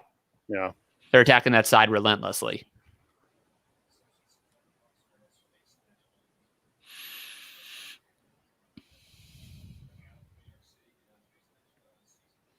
And with the only other right back on the team is Zico Bailey, I mean, that's clearly Stom believes he can be the guy. So we'll see how that works out.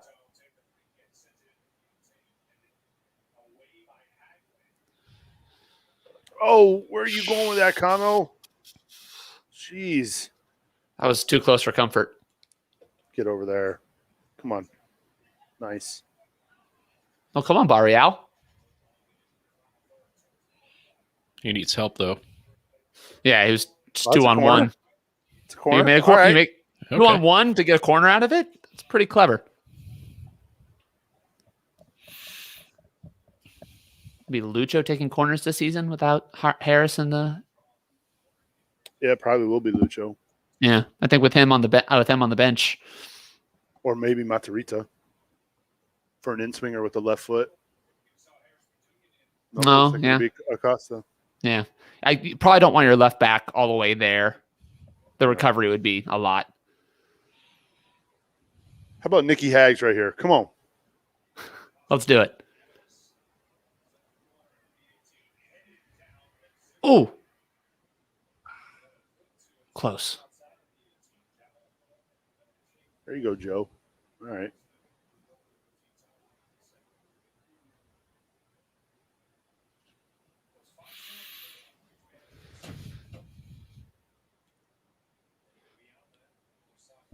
Oh my gosh. Oh my gosh. Wow. There was like 4 handballs right there on Nick Hagelin, and none of them were called. Yeah, that made me.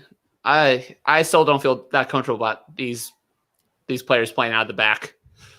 Yeah, Makes me sometimes nervous. Route 1 is okay. Right. There you go. Nice tackle. No call. Come on, man.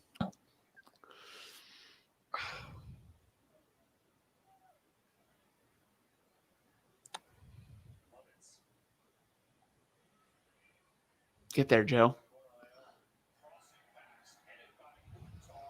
Oh, my God.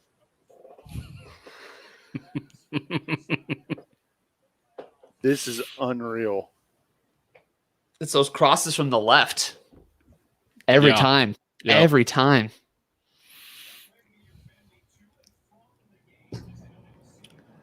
I hope Michael Hood's watching this When did the Austin game end? earlier today. Oh, he might be. Yeah, they started at 6.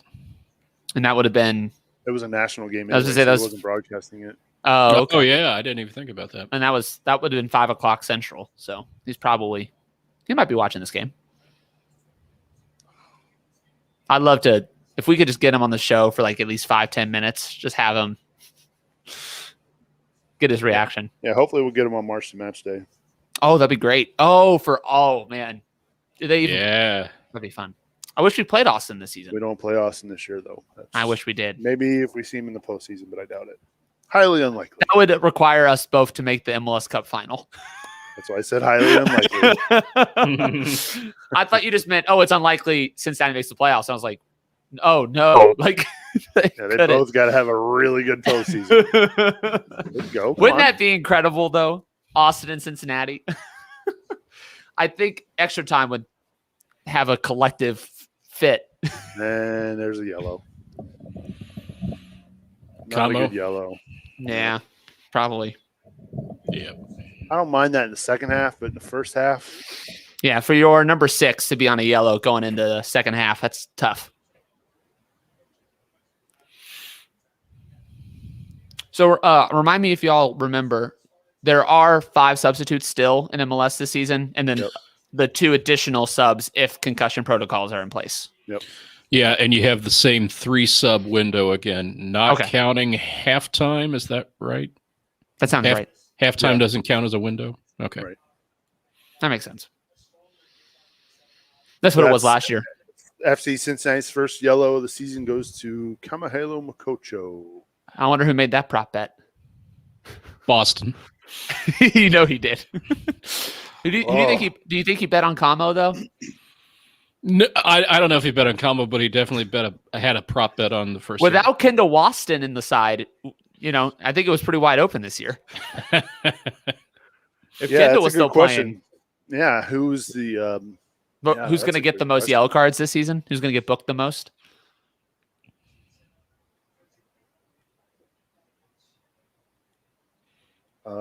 we might want to get him. Oof. Is that Locadia? I think Locadia just gave the ball to TT. Is he warming up down behind the goal? Yeah. Oh, wow. That's fun. I hope he gets some playing time tonight. It'd be good to shake that rust off. I just want to get to halftime. At this I need to update the score. Jeez. Sorry. Not that it matters. We don't really care about this one, but we really need to settle the ball, keep possession. We're just scrambling. Like I think someone said earlier today, we're just not breaking down that Patrick. Yeah, we're not breaking down their press at all. They are dominating the match at the moment. Yeah, the last half hour has felt a lot like last year. Mm-hmm. The first 10 minutes, something brand new, and you got to see those attacking pieces, but the last half hour seems familiar. Yeah.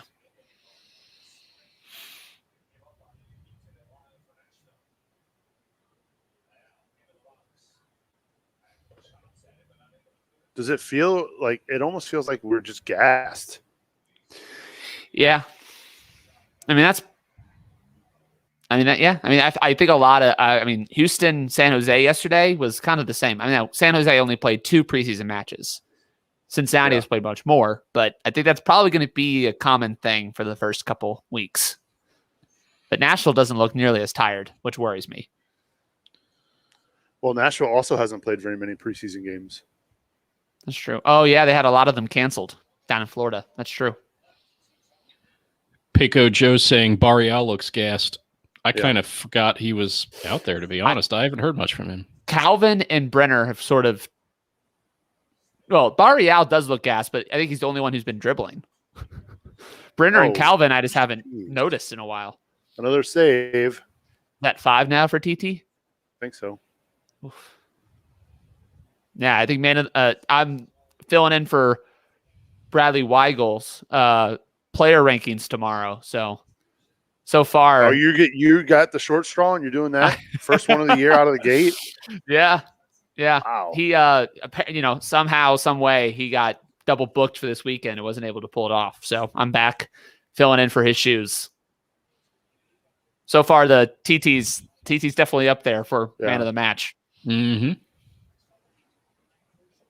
Not that all those shots were great, but there's a couple that go in if he doesn't make those saves. We just, you know what? I think we need another goal. Yeah. We really need another goal. I want them to string a couple passes in possession, feel confident on the ball again. Yeah. Right. Yeah. Right now we're just scrambling to break out of their press. So if Coach were on right now, I would be wondering what he would be looking for in terms of substitutions in the second half. Do you make any at halftime? I don't even know who you bring on. Stom won't. Stom certainly won't make any halftime substitutions. No. That's definitely not his game. I don't know. Maybe you bring in another midfielder. I don't know. You bring on Madunian in. Yeah, maybe for his passing. With Makocho. Yeah, for his yellow. You can't have them both on the same field. No, I'm saying you can't have them both on the field at the same time. Right. No, I think that makes sense. We're already slow as it is. With Camo's yellow, it would make sense to bring on a different guy to sit back deep. Stanko? Maybe. He'll bring energy. I'm obviously going to say the first substitution on the bench, off the bench, should always be Alan Cruz if you deign to put him on the bench.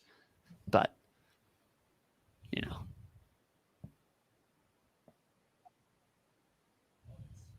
Do you put him at the 8? Yeah, I think at this point. Oh, Joe. Whoa. Come on. Are you serious? Holy The cow. Nashville player think he definitely fell. I think Joe did a good job of moving away from the contact. Yeah.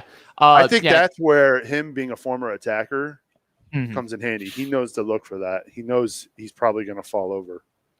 Yeah, he won't. He knows what the winger is going to try to pull, and he won't give him a reason to get the call. But yeah, no, I think if I was manager, and I'm certainly not, at this point I just bring Calvin off, Kubo out left, and Cruz back in the middle.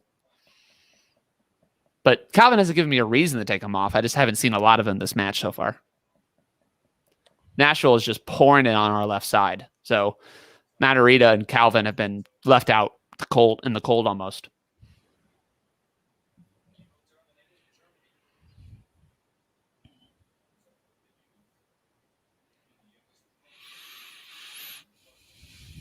All right, another corner.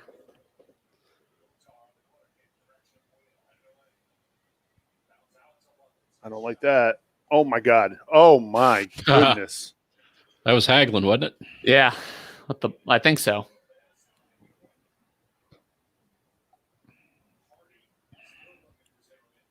He's offside. They got to be offside. They have to be offside. There's no way. Did they not throw a flag up the entire time? Wow. And this is where VAR can come back to bite you because they're hesitant. Oh, my God. TZ, what are you doing? He almost missed that punch. Break. It's just just Run. Can we go? Run. I like that. Oh, I like this. Nice. Come nice on. pass. Come on. Come on. Oh! Oh! Penalty? Nothing? Are you kidding me? No way. VAR. I need you again. Come back to me.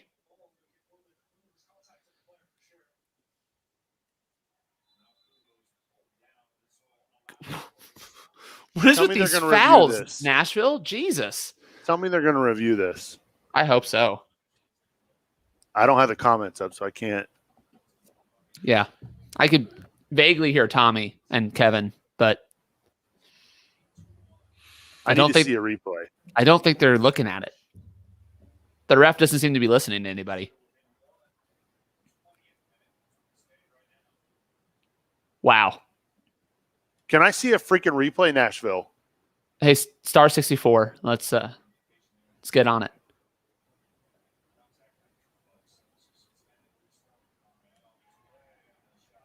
Oh, that was wasteful. Oh, yep, that was wasteful. Get him on the Bengals. That's a How field goal. do we not see a replay of that in the box? There's 2 balls on the field. I really want to see that again. I don't. From our angle, that looked like an absolute pen. Yep.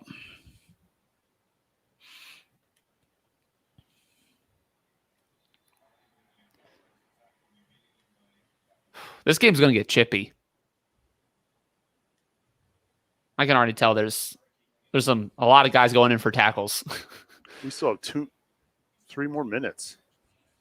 No, 2 more minutes. About not a minute and a half.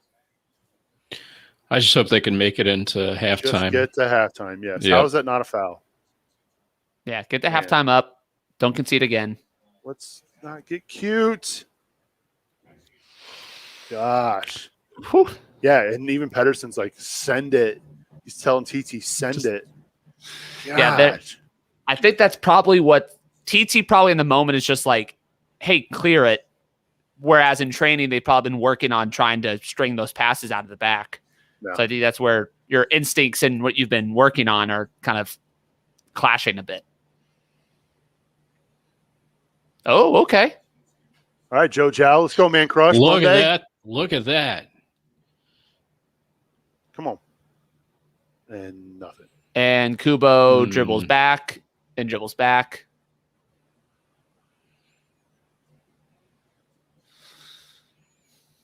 Man, Joe had speed and he had space. And then he just stopped. And I don't know why Kubo just started dribbling backwards. I need to see some of that progressive passing Coach Goff says he has.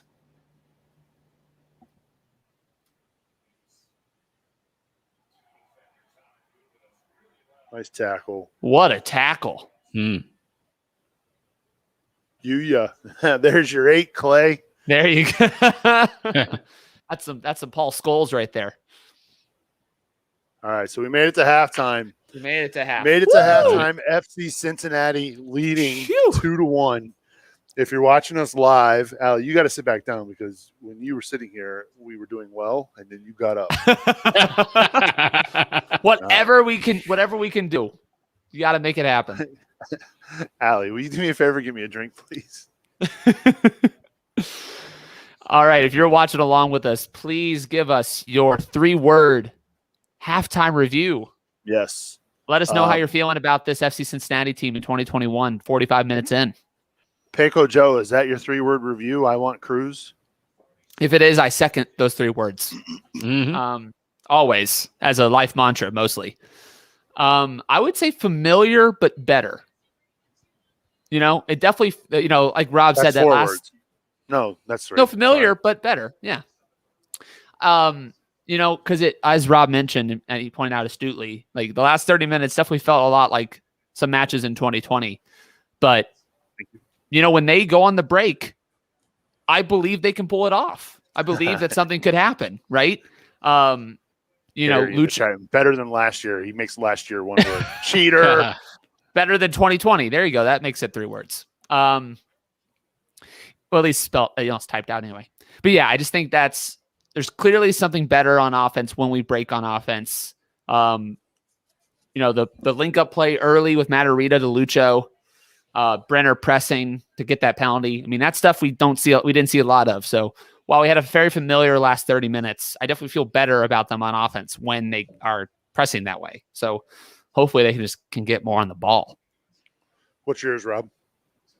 My 3-word thoughts. Yeah. You threw that to the listeners. We're getting a couple in here. Shore up backline, 1 word. Defensive frailties worry. That's good. It's like are you forming a haiku? Yeah. Yes. Yeah. Yeah, we got to get you access here, Clay, so you can put these comments. Yeah, I was about to say that we have some good ones here. A couple people agree Tim Arnold likes the offense. Better than last year, right? What's up, Harry? How's everything in San Antonio, buddy? Ooh, Patrick with a good one. I'm still nervous. Yeah, that's pretty good. That's a good one. That's really good. Ooh. I do feel better, but the nervousness. Team is Garrett, watchable. Team is watchable. Baby steps. Even if you've got to eat Tums the entire time. Sometimes you got to walk before you can run, right? That's true. I like the one from Steven Gardner there. They're almost there. You can see, you can definitely see a lot of what Stom's been building on in the offseason.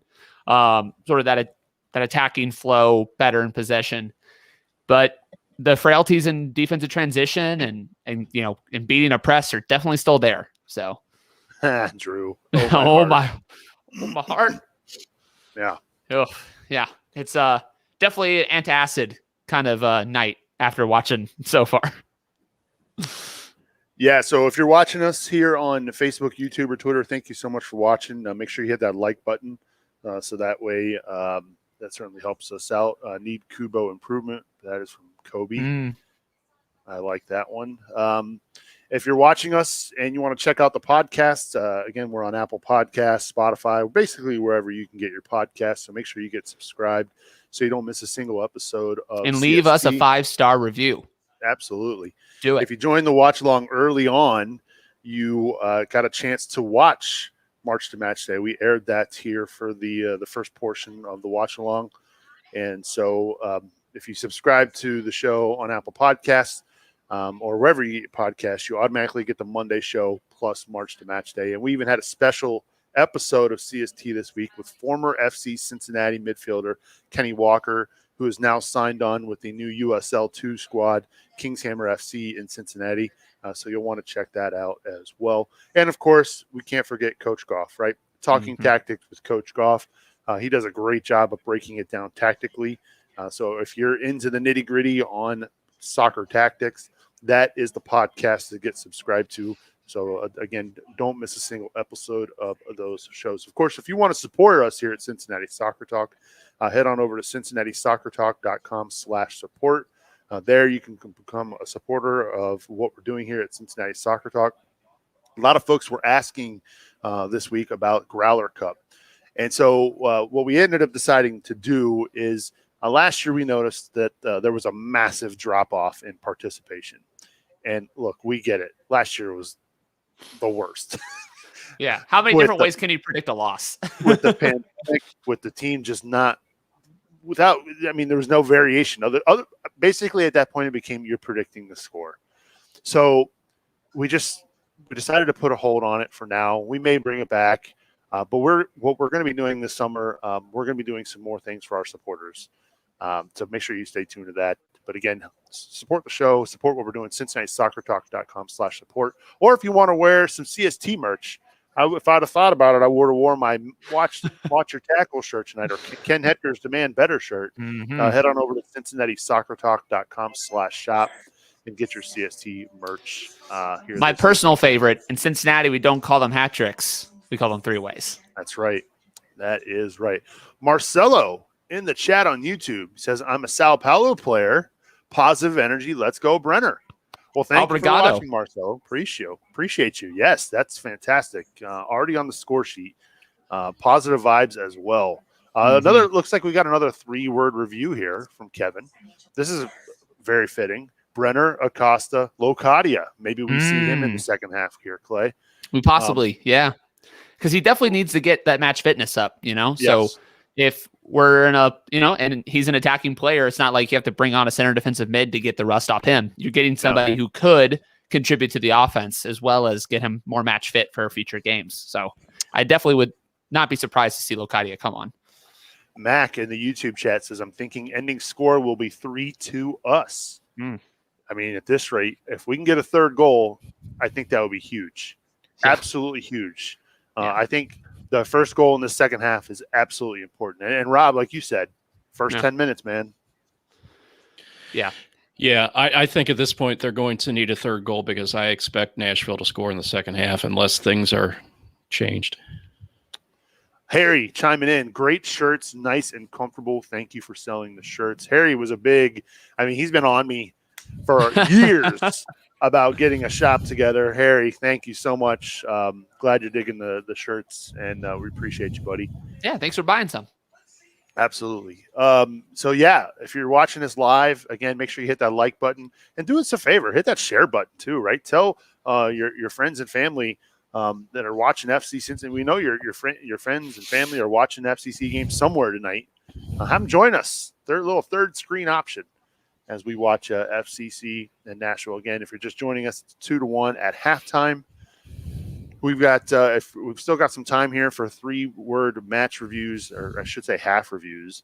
But man, I'll tell you what, FCC out of the gate, both your DPs who you brought in this offseason, who Gerard and I absolutely needed to hit. These two guys needed to hit. Yeah. And already, gents, they're on the score sheet to start this game. That's huge. Yeah. And I think a lot of the problems that we had last season, the team had last season, was you saw how often just the deflation of not scoring a goal, where you miss it by an inch. To get on the scoreboard that quick, it puts confidence in you that, we can play. We can I can see the back of the net bulge. Goals beget goals. So to come out of the first 12 minutes and have 2 goals on the score sheet, that's what is just going to, I think it's going to energize the entire team. So hopefully we can see them come out in the second half and do something similar. What do we had around the league? I'm kind of curious. I didn't get to watch games all day. Yeah, if you pull up the scores, Clay, why don't you read them off? Because there were some other games going on. Yeah, so well. Montreal and Toronto finished 4-2 this afternoon. LAFC beat newcomers Austin FC 2-0. Dallas and Colorado is currently in the second half at a 0-0 draw. Chicago and New England are tied at 2 at halftime. Orlando and Atlanta finished the game at a 0-0 draw. DC and New York City FC, DC's up 2-1 at half.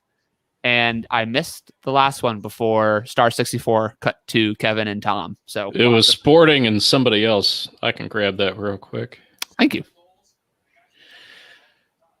Sporting and the Red Bulls. Yes, from New York. There, Sporting's leading 2-1 in the 75th.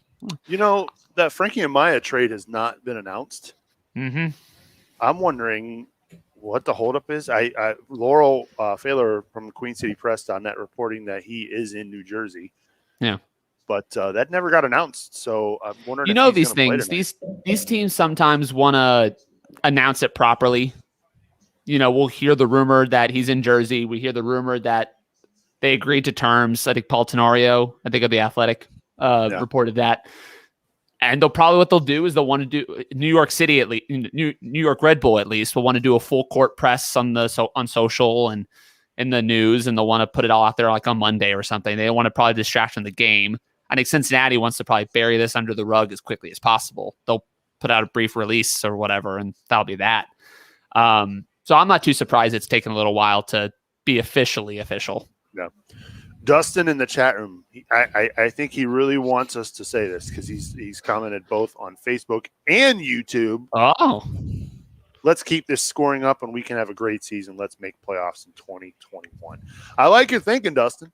Yeah. I absolutely like your thinking. I hope you're right.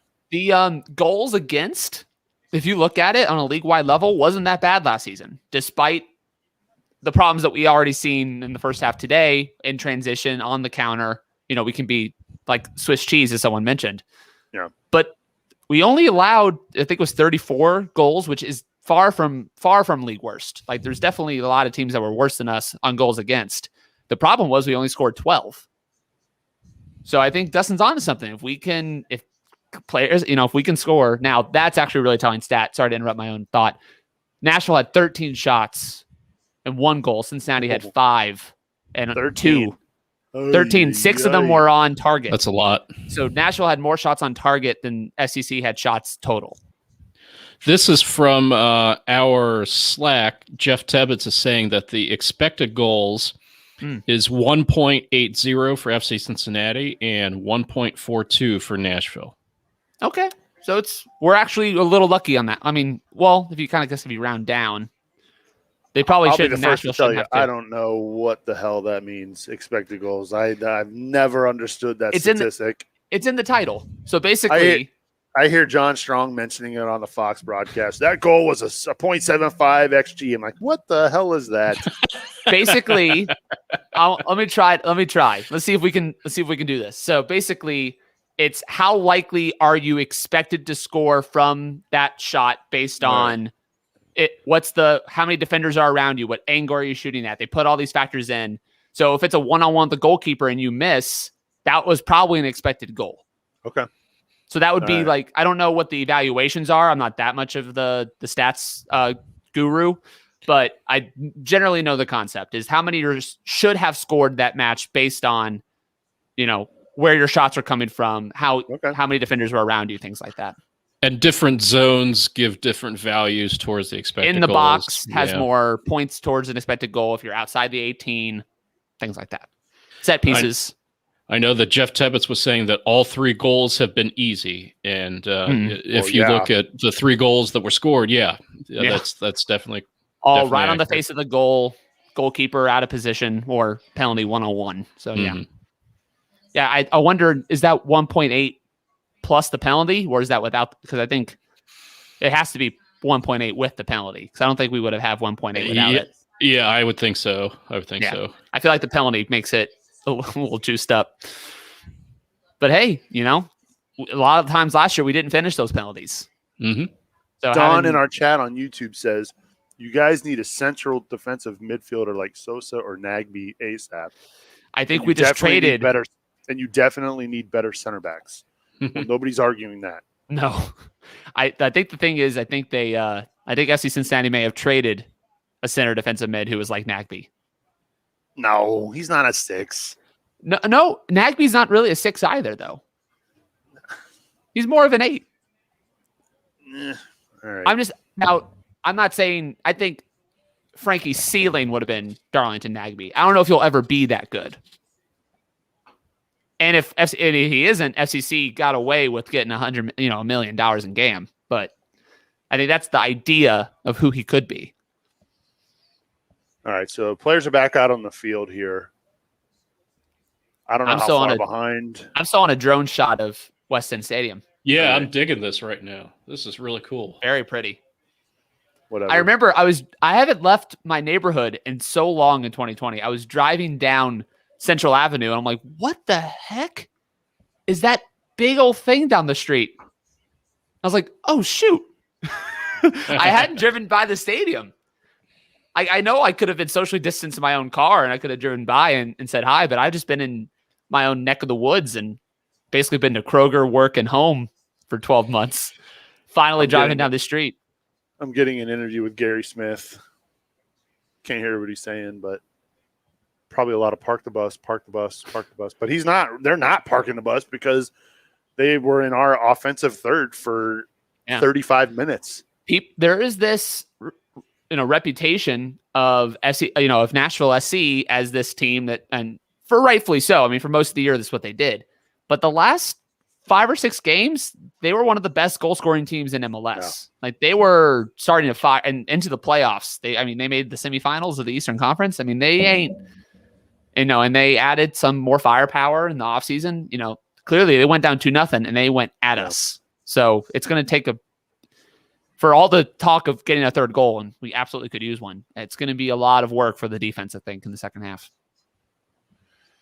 All right. We're about set to kick things off. Have we ever scored 3 goals in a game? That would be huge if we did. Not in MLS, I'm almost positive. No, I think there's been a couple. In MLS, really? Maybe. Let me see 2019's numbers. I don't think we did in MLS. I think we did. I want to say we did. Let me pull it up. Oh, we did against Portland. Yeah, in the first match, 3-2. For crying out loud, yeah, of course. Well, 3-0. Excuse me. Home game. That was the last time we scored 3 goals. It's got to be. Nope, we beat Houston Dynamo 3-2, July 6th. Oh, that's right. That's right. That was last year? That was 2019. Okay. I'm still in 2019. Yeah, you're right. We didn't play them last year. No. So that was the 2 matches in 2019 that we scored 3. No. Don't think we did in 2020. That would have been. Here we go. I just got the kickoff. Yep, I'm at 45:05. I'm at 45:03. So you're only a second ahead of us. Okay, so we're How do you catch up? my stream is slow. That's why I think the seconds tick slower in my neck of the woods. Oh! Come on, get there. No, FC Cincinnati never scored more than 2 goals in a game last season. Well, we need another one desperately. Yeah. I mean, heck, if they score a 3rd goal, we're a quarter of into our total goals from last season. Yeah, that's remarkable. That is only scoring 12. Stat. It's quite incredible that they only managed 12. I mean, it sounds fake. It sounds like someone made that up as a banter against FC Cincinnati, but no, we really only scored 12.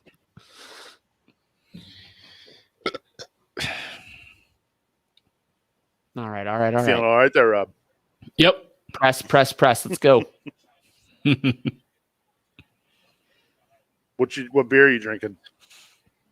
This is your basic You Betcha from Sonder. It's I love You Betcha. Yeah. That's such a good one. I love it. Sonder's good.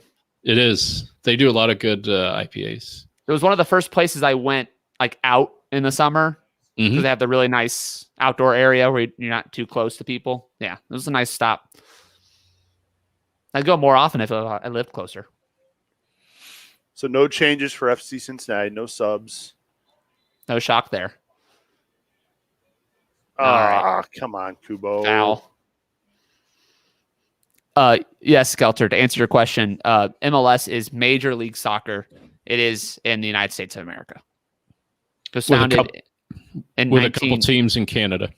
Yes, there are 3 teams in Canada. So North America minus Mexico. No, because of the pandemic, they are vagrants. Where's Montreal playing?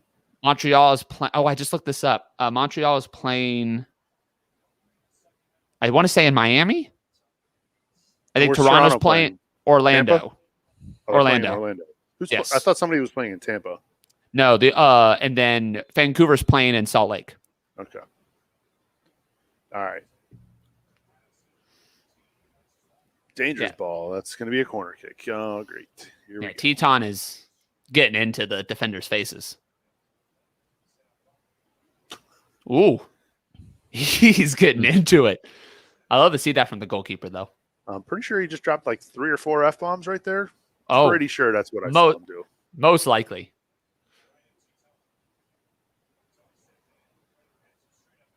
Come on. All right. Oh. Okay. Not too difficult. Wow, that would have been wild. Right. That would have been if he would have scored from that, I would have just turned off the stream. I would have just taken my headset off and just walked away. Rob and I would just have to. Jeez, nice turn. That's got to be a card. Come on. Give him a card. Barrial's getting half. How's that not a card? I don't know. MLS is back, baby.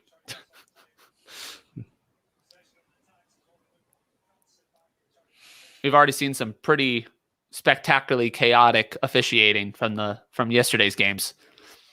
All right, they're showing some scores here. So Orlando and Atlanta, 0-0 draw.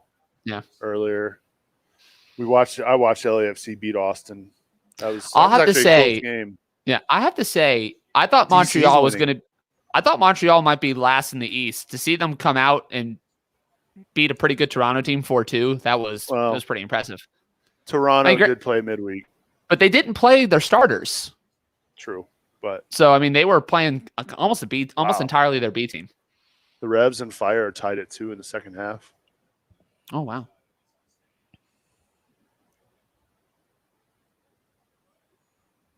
Come on, let's counter them. I love to sit on a tape. No, go ahead, Soups. I was just gonna say, I just want to see us like counter with lightning quick, go. Like I just feel like sometimes we hold it up when we don't need to. I want to sit in on a film session with the coach because I don't know if the context supports this, what I'm seeing with the eye test. What a ball from Calvin Harris. Yeah. Nice. Way to switch field. But it feels like every time we get the ball to Kubo in the counter, he immediately slows it down. And I don't know if that's because he has to. Like there's no other place to pass. A winger, that would be your instinct would be to go, not. Yeah. So I want to watch film is to see like were there passing options that he didn't take? Was he just playing it safe? Because every time we get it to him, the possession slows to a halt. Uh-oh. Oh, I don't like this. Yeah, I don't either. All right. Oh. Makocho is way out of position. Mm-hmm. As multiple times tonight, we've seen him way out of position and he's getting beat. He drifts wide a lot. Well, that time you notice Matarrita went attack the ball rather than Zhao laid off earlier on that goal for Nashville.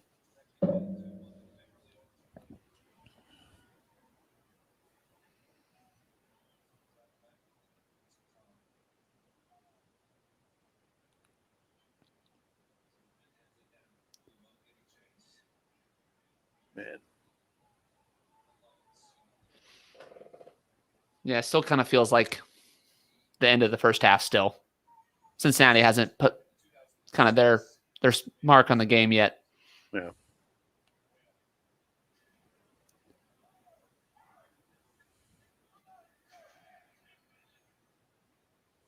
I just want to see us get the ball. Yeah. Wow. I don't know. Kubo might have fallen down a little too easily there. Oh, my gosh. Oh, my gosh. Can we go? Can we go? Nice tackle. Oh, that's our left back. Wow. Is that a corner? Nope. Yeah. Oh, man. Yeah, it is. Oh, boy.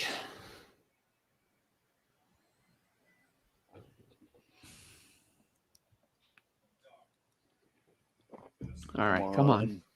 Come on, TT. There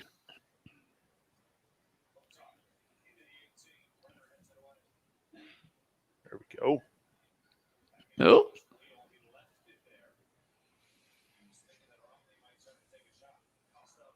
Oh, there we go. Yes. Come on, Joe Zhao. Come on, man crush.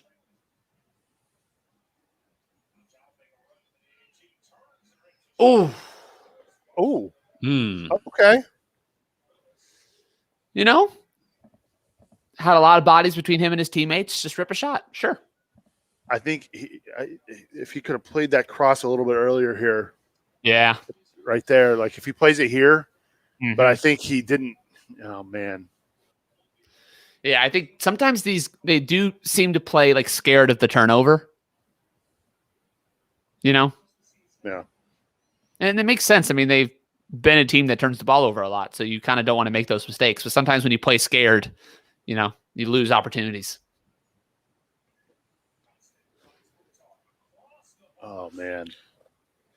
Oh, my goodness. The angle of that was actually nowhere close to being an own goal, but the angle of the camera made me terrified for 3 seconds. Oh, man. There you go. Well done, Calvin. There you go. Calvin's starting to put himself on, you know, into the game a little bit more.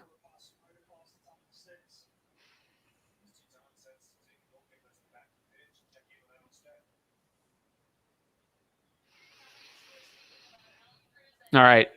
Almost 10. Now we're into the 10th minute, Rob. How are we feeling? I'm curious to see what kind of sub Stom is going to make. Mm-hmm. Yeah, I think something definitely needs to change. I don't think I think man, that's a tough one. I don't know how fit Locadia is. Yeah. How many minutes they kind of agreed upon before the match that he might get to play. We got to stop giving the ball away. Yeah, it's tough.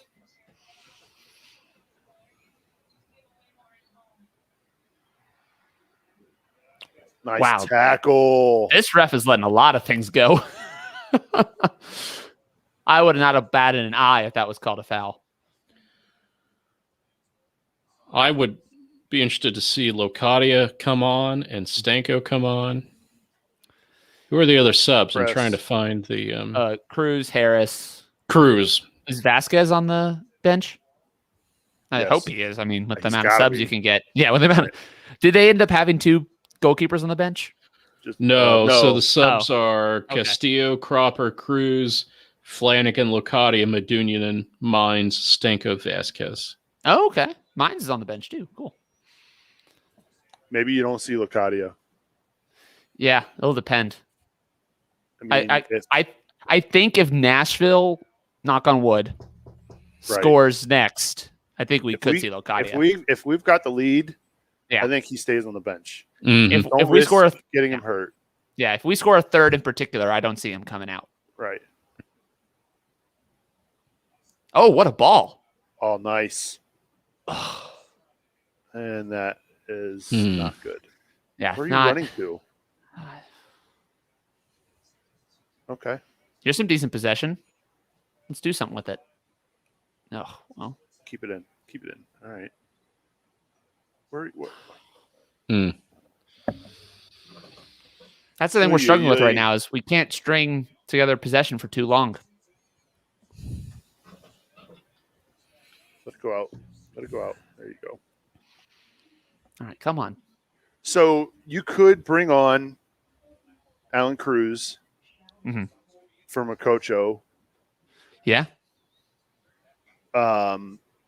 Especially since he's on a yellow. Well, Yeah, I think Makocho's a prime candidate to get substituted just because you don't want to risk Yeah. playing maybe with not 10 Cruz, men. maybe Medunian and Maybe Medunian or I mean, he's the better offensive option at that position, but you could also bring in Stanko, as Rob mentioned. how's that not a foul? Thank you. They called it. How many are you gonna give him? How many are you gonna give him? You gotta start showing some cards here, ref. Is that Big Bird 2.0 Zimmerman now with that hair? I think Zimmerman's. I think Zimmerman's the new Big Bird. Oh, Nice. Come on, Brenner. Come on. We've got to take advantage because Nashville's they're gonna open up. Oh, get there! Come on, Brenner. Oh, So close. yeah, he went in for it too.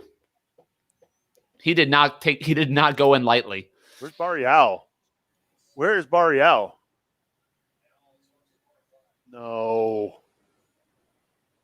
No, there's a cross. Oh my God. Where is our right winger? You got to come back and help. Especially with Joe Zhao as your right back, you got to help him out.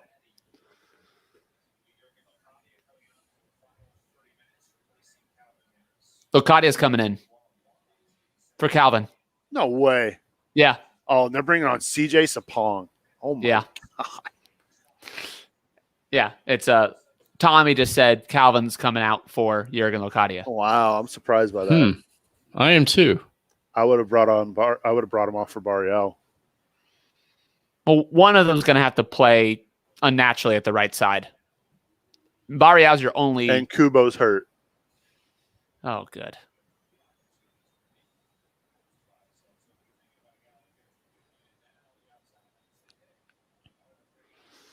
I hope he's all right.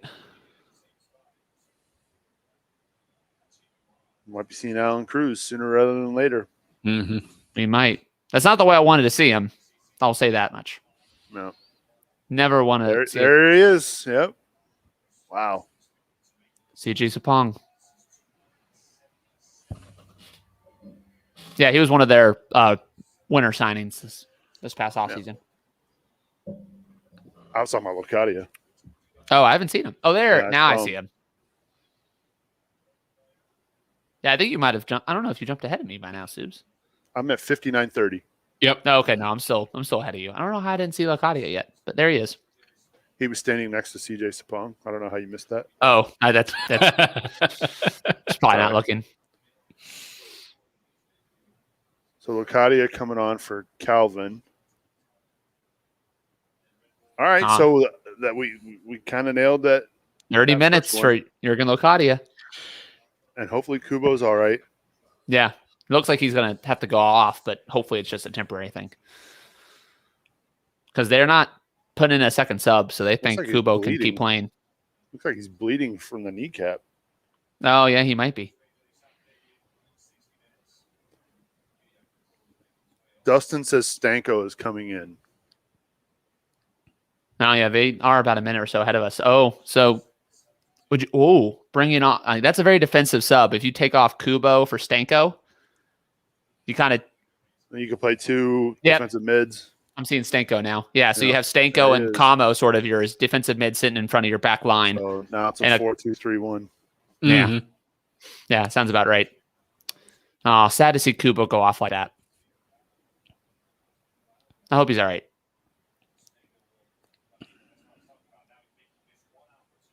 All right, Caleb. All right. So is that considered one window? I think it'd have to be, right? Yeah. They probably are able to. They'll probably flub it for that.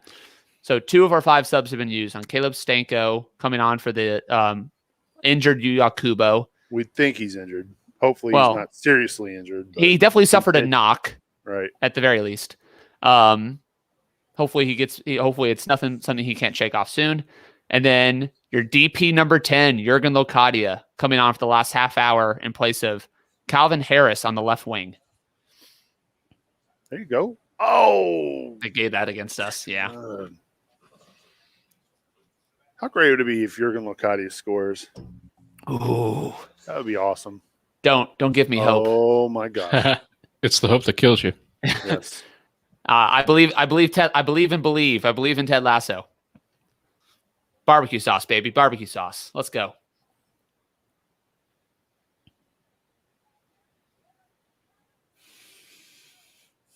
I like Brenner a lot up there, man. His energy is great.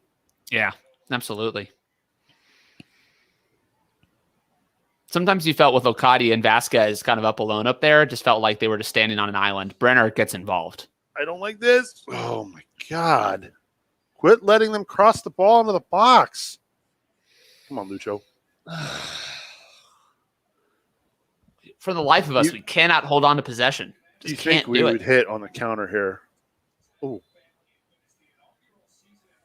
Oh, wow.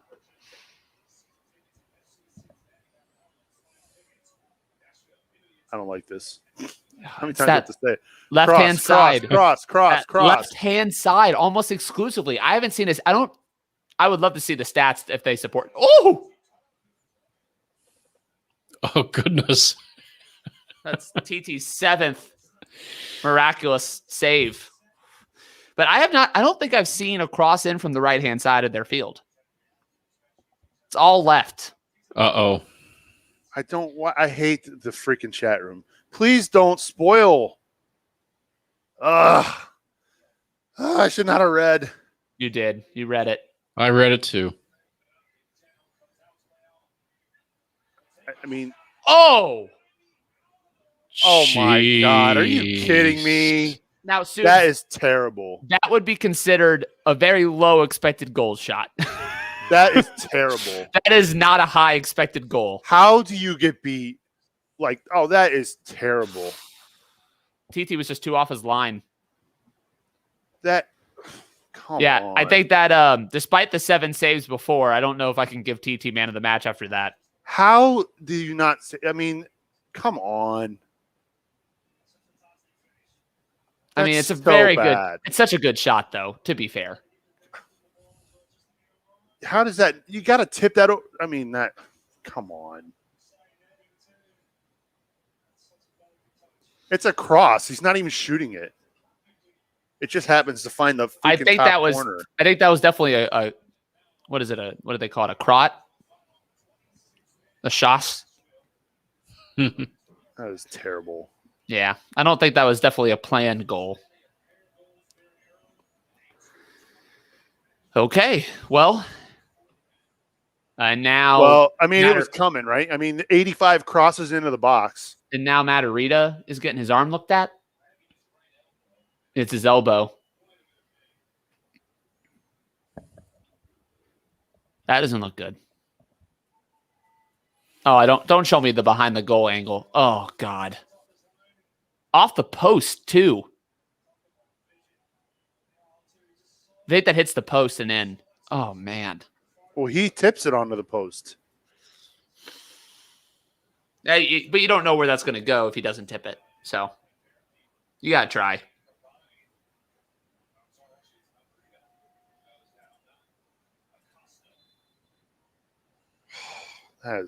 Come on. All right. 2-2. 25 minutes left. And we're not playing with 10 right now. Or we're playing with 10 because of... Yeah. Manarita went off briefly with his... Come on. There we go. And now we show a card. Finally.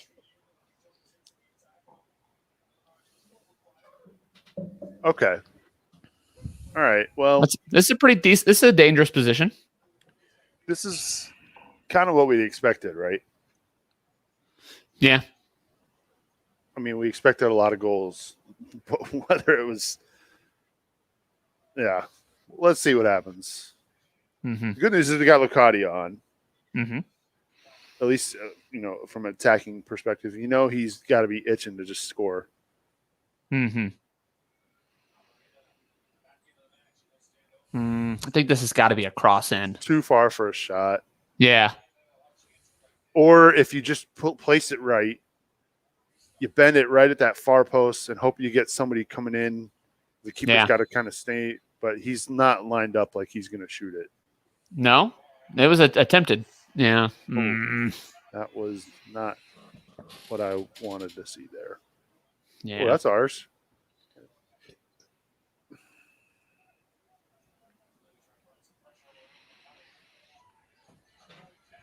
Is that advantage? Oh, nobody there. Oh, what a good run, though, by Acosta. So it's a corner, right? Yeah, has to be.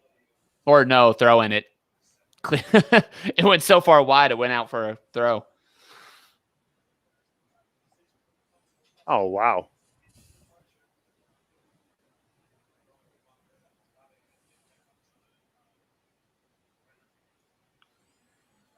Well, I mean, these teams, they historically draw, so it's kind of fitting. Let's hope we can get Rob, some more isn't goals. that what your prediction was? 2-2? Yeah. If you told me what the score would be and the time and everything, I'd thought that was about right. But given the way FC Cincinnati started, I just I wanted more after that first 10 or 15 minutes. I agree. Yeah, to Patrick's point, it's going to be a long 22 minutes. Yeah. Though SEC has responded well. They've had a couple decent stretches in the other half. Yeah, I think that there's a chance we can catch Nashville because they're going to be. Oh. I don't know what that. I don't know. I do not agree with that.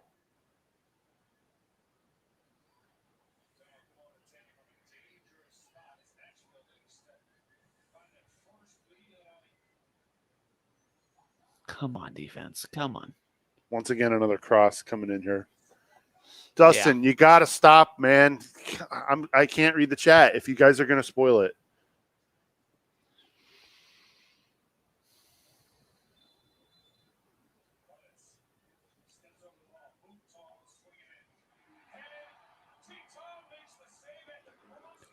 Whoo! Oh. Okay. But still, I don't like this. That's your 3-word match review because that's what you've been saying for 69 minutes. I don't like this. Oh, I don't like this. Oh, I don't like this. Surprised he didn't break his hand on the crossbar. Yeah, that was. I don't even think he saves that. I think he just hits the crossbar. Yeah, it might have. Yes, Jeremy, this is very stressful. FC Cincinnati is definitely not good for our heart health. I'll tell you that much. Keep just giving the ball away and just Watching them cross balls into the box left and right. You're right, Subes. That just hit crossbar. Yeah, he Not didn't even save it. Not a save.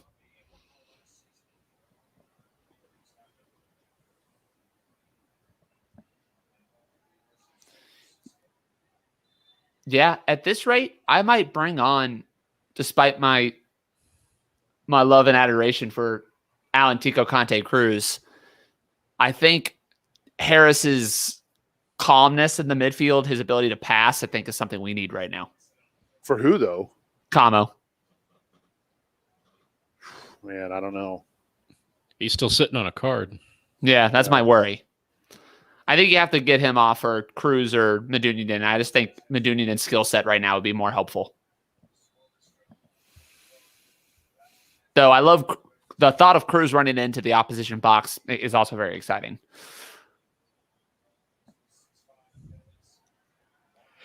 Oh, come on.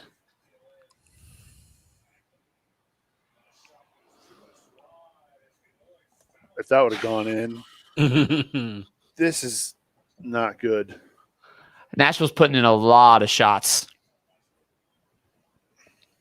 I think they're probably close to 20 at this point. They have to be. I guess I should update the scoreboard, huh? I'm so lazy.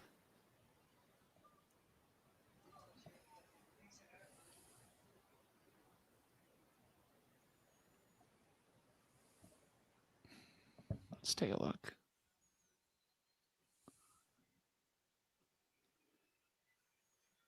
Nashville have had 20 shots, 9 on target. 9 shots on target. It's going to be like that all year long. Yeah. Nashville's now expected goals are at 1.75. So that second goal they scored was definitely not a high yield expectation. Cool. Thank you for the gift there. Yeah. Don't read the chat, Subes. Just don't. I'm telling you right now, don't do it. I told you not to. Do you not listen to me? It better be ours. I hope so. I haven't looked at that person's chat history. I don't know who they're pulling for. And Jeremy, yes. Let's cheers to the Bourbon Club because we're going to need it this year. Okay. Speaking of, going to pour a little more of this Buffalo Trace.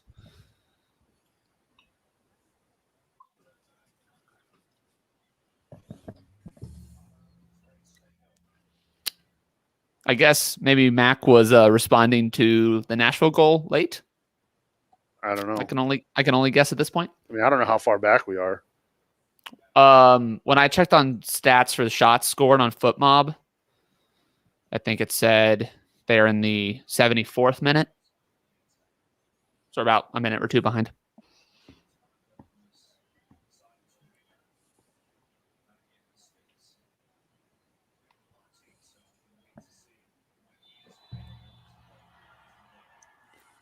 I was say you better blow your whistle, dude. You know what I did miss? Home fans booing a referee after a decision. That's just that's something you don't get, you know, without fans in the stands. That's just something you I missed it. I think Mac's playing with us. He must be. You get Subes every time. Yeah, he's gonna fall for it every single time. Just letting you know now. Unless don't do it, Tim. Don't be the boy who cried wolf, because then you'll never believe Cincinnati will ever score again. Jeez. What a ball. Another cross.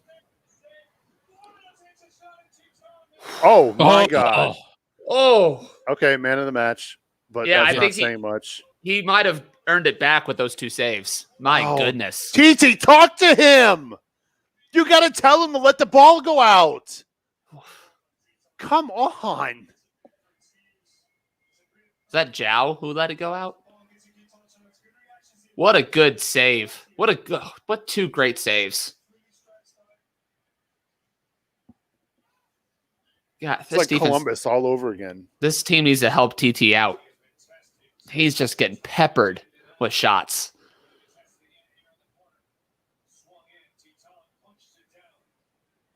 Why would you not go after the ball? We have to get another goal. Ugh. Oh.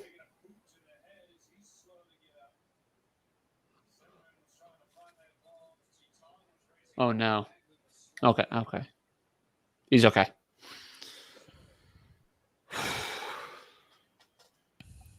I didn't like the way that tackle looked on Teton for a minute.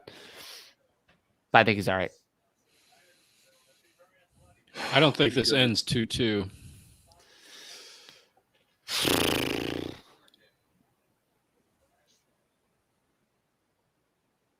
God, that's a stat. What? 9 corner kicks for Nashville, 1 for FC Cincinnati. Yikes. Can we They had hit him more- on a counter? Go. Come on. Go. Play it.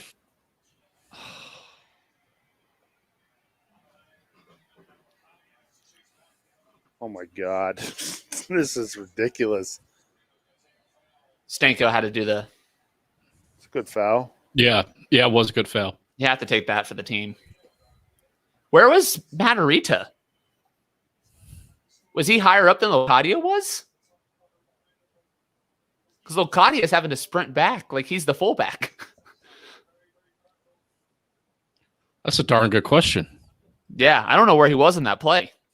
Because, the Nashville defender got ahead to it and interrupted our counter, and then no one was there. He had just space and space and space to run. There's another cross into our box. Don't like this.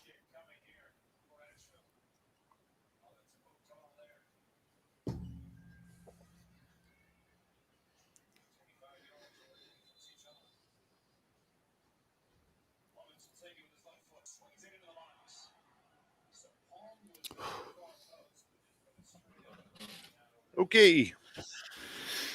Whew. It's just this watch along has become us just holding our collective breaths every time Nashville kicks it into the box. Man, oh man, we're stressing. We're already mid-season form, guys. We need a goal so bad. We're already in mid-season form. The team and us, pretty much.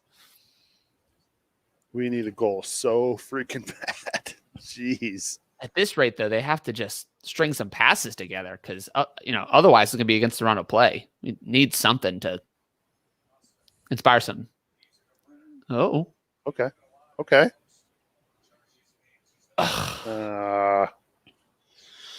That's again, every we counter. cannot give the ball away. Yeah. And where's our Joe? He's gassed. Yeah, Zhao is just out. He's not even in the picture. There he is. Finally. Get Zico on.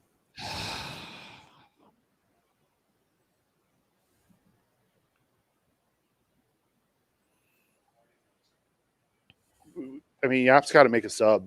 Yeah, it's way too late. We got to make a change. Wow. Oh, Locadia. Wow. That pass was just. Oh. On. Oh. Man, TT is just laying out for this defense. Me too, Jeremy. Me too. Been holding my breath for about 60 minutes. Yeah. Say that again.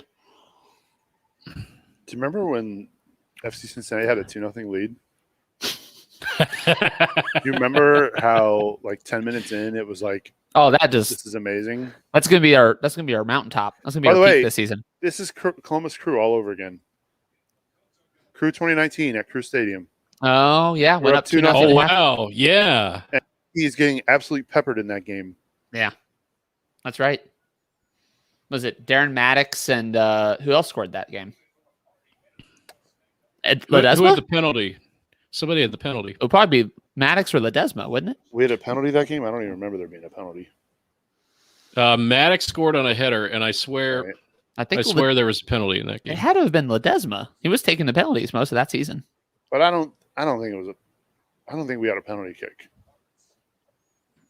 If it was penalties, it was definitely Ledesma. I think Ledesma scored, but it was not a penalty kick. Oh, He okay. kicked it in, Gotcha. but it wasn't a penalty kick. All right. Last 10 minutes. Apparently Cruz is coming in. That's the kind of spoiler I want, baby. Alan Cruz is coming. For who? I have to. Oh, Camo? It's on Okay. a card. Acosta. No. Acosta is just talking to Stom. He's not coming Going off. on for Barrial. It was Zardes. Giassi Zardes scored that penalty Yeah. for Columbus. Ledesma did score in that game.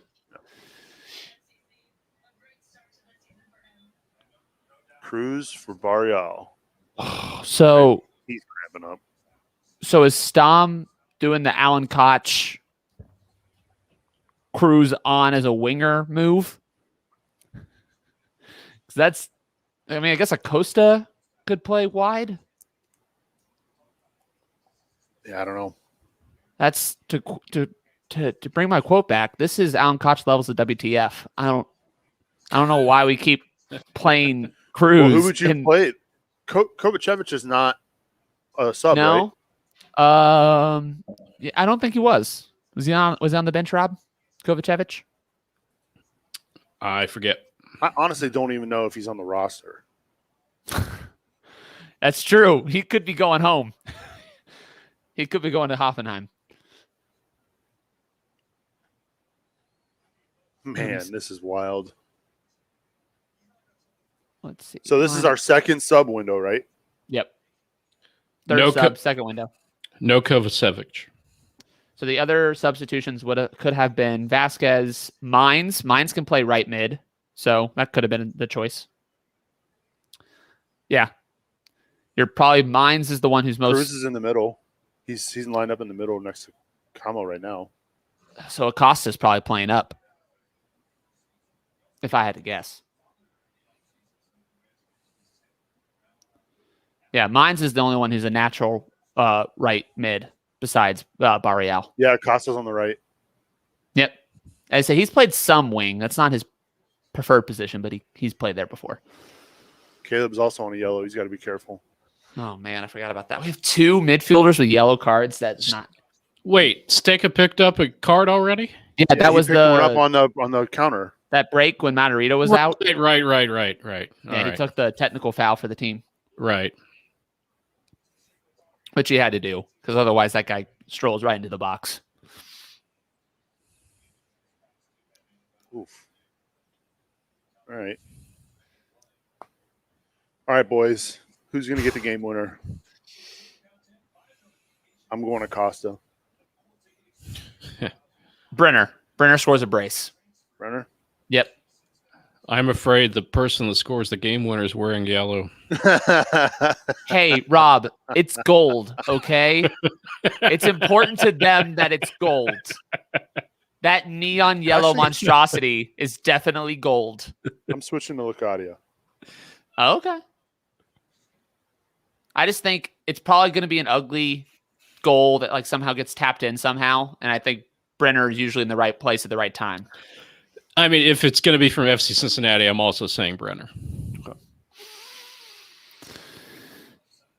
But honestly, I mean, yeah, I think being up 2-0 and it being 2-2 at this point is definitely disappointing. But I mean, if you would have told me before the game started that you're going to get a point away at Nashville, I probably would have taken it. Oh, how's it not a handball?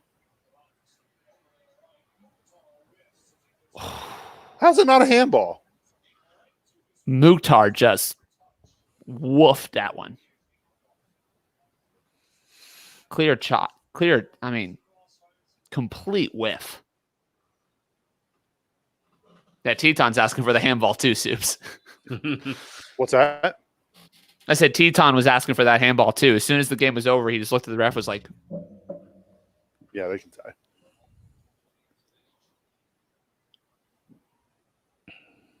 I mean, Look, I know it was ball to hand, but like you shouldn't be able to benefit from the handball. Yeah. Oh, I don't like that, Lucho. You gambled. I don't like that. Oh, come on. Come on, Cruz. Come on, Cruz. Okay, there you go. Wait. Come on, Cruz. Go. Okay. All right, let's go. Go, go, go, go, go. How's that not a card? This ref has absolutely no control of this game.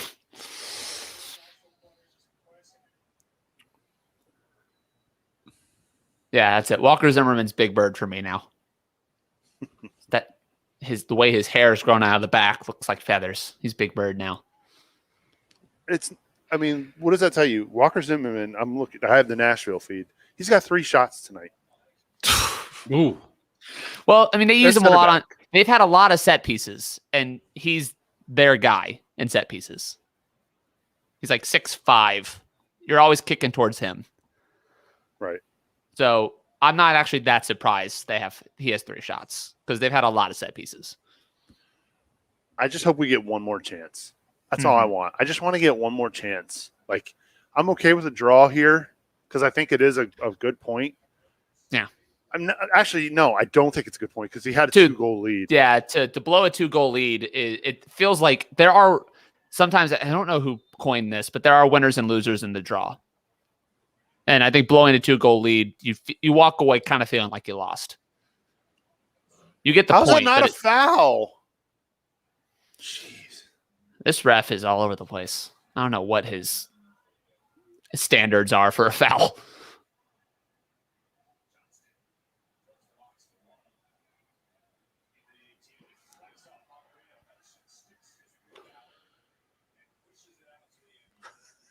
What a block by Pedersen. Mm-hmm. Here comes another Walker Zimmerman shot. God, what is this now? 11 or 12 corners for Nashville? It's got to be more than that.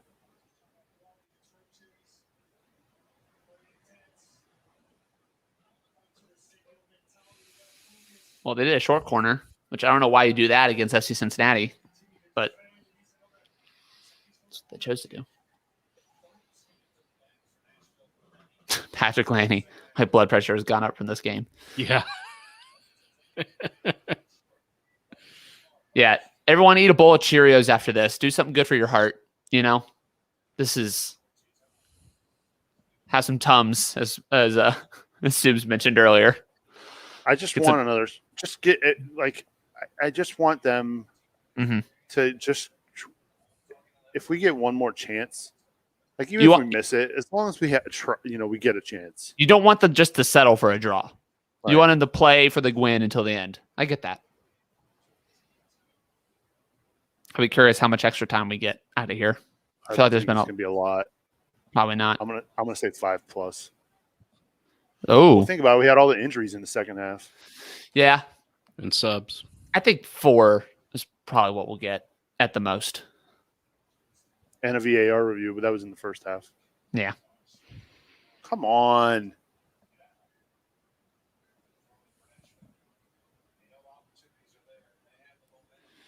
I think Stanko's playing a center back. Yeah, I think they've kind of switched to kind of a back 5. Yeah, it is a back 5. Yeah, Camo and Cruz kind of in your midfield. It's almost a 5-3-2. Yep, we're back to it. Or You know really what this a is? 5-4-1. This, No, could be. This is 10 minutes of hope and 80 minutes of and 80 minutes of a kill show. That's good.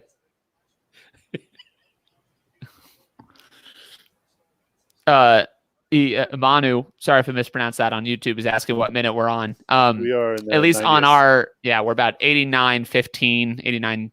Yeah, it's about where we're at. Come on, Jurgen.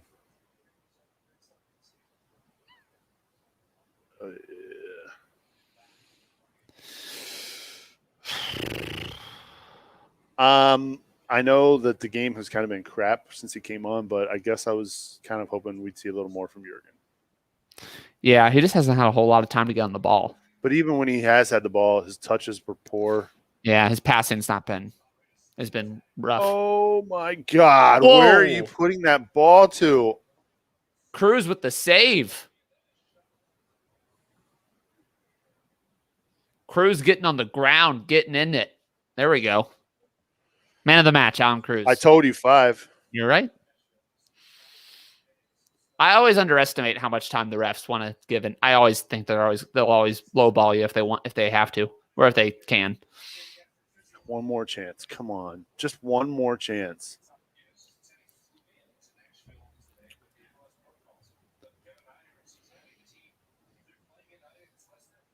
Come on. Come on, Foozers. That's right.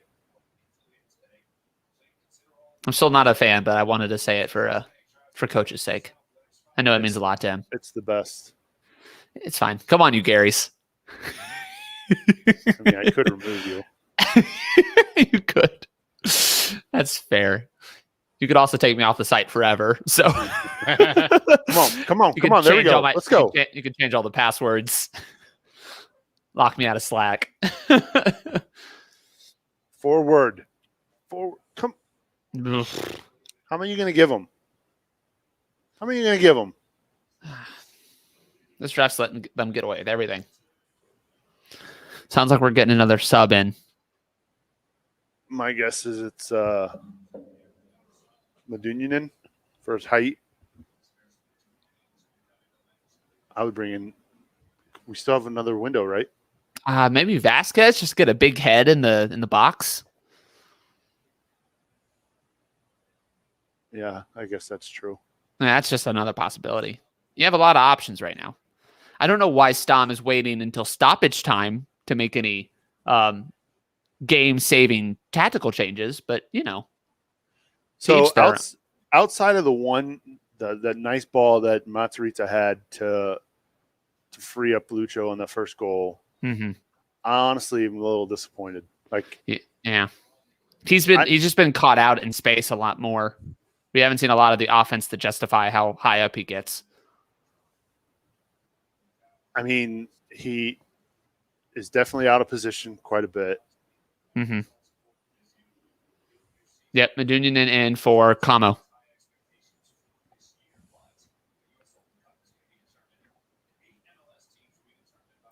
Oh, Tommy's talking about the U.S. Open Cup like he didn't get the memo. Talk about the 8 teams from MLS that are going to get into it. Oh, he doesn't know that it's been canceled? He's not. If he knows, he's not saying he knows. Yeah, he's operating under old information. Yeah, so yeah, that ship sailed.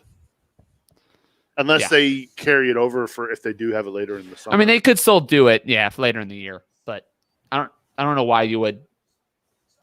No, I don't think anyone knows that that's what Go long. There you go. Oh.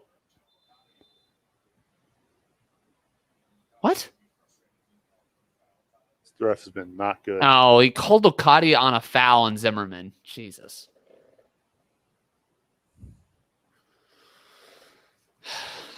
Big Bird's gone soft. There you go, Brenner. Keep it up. Yeah, that's fine. Keep passing it back and forth. We'll do that all day.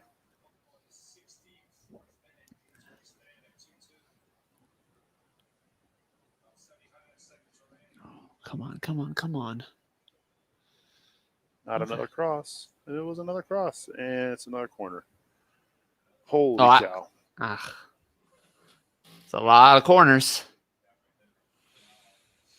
At this point, you just see it out now for I mean, I don't know how they're going to get forward. Nashville now had. I'd love a counterattack right here. Yeah, that'd be great. This is Nashville's 13th or 14th corner of the match. Something ridiculous like that. No, Foot Mob has it at 13, so they might be a bit ahead. They're a bit ahead of us, so that might be accurate, but they might not have counted this last one. So it's either 13 or 14. Whew. Nice job. Nice job, Tom. Wow, that was a beautiful. You got lucky. Wow.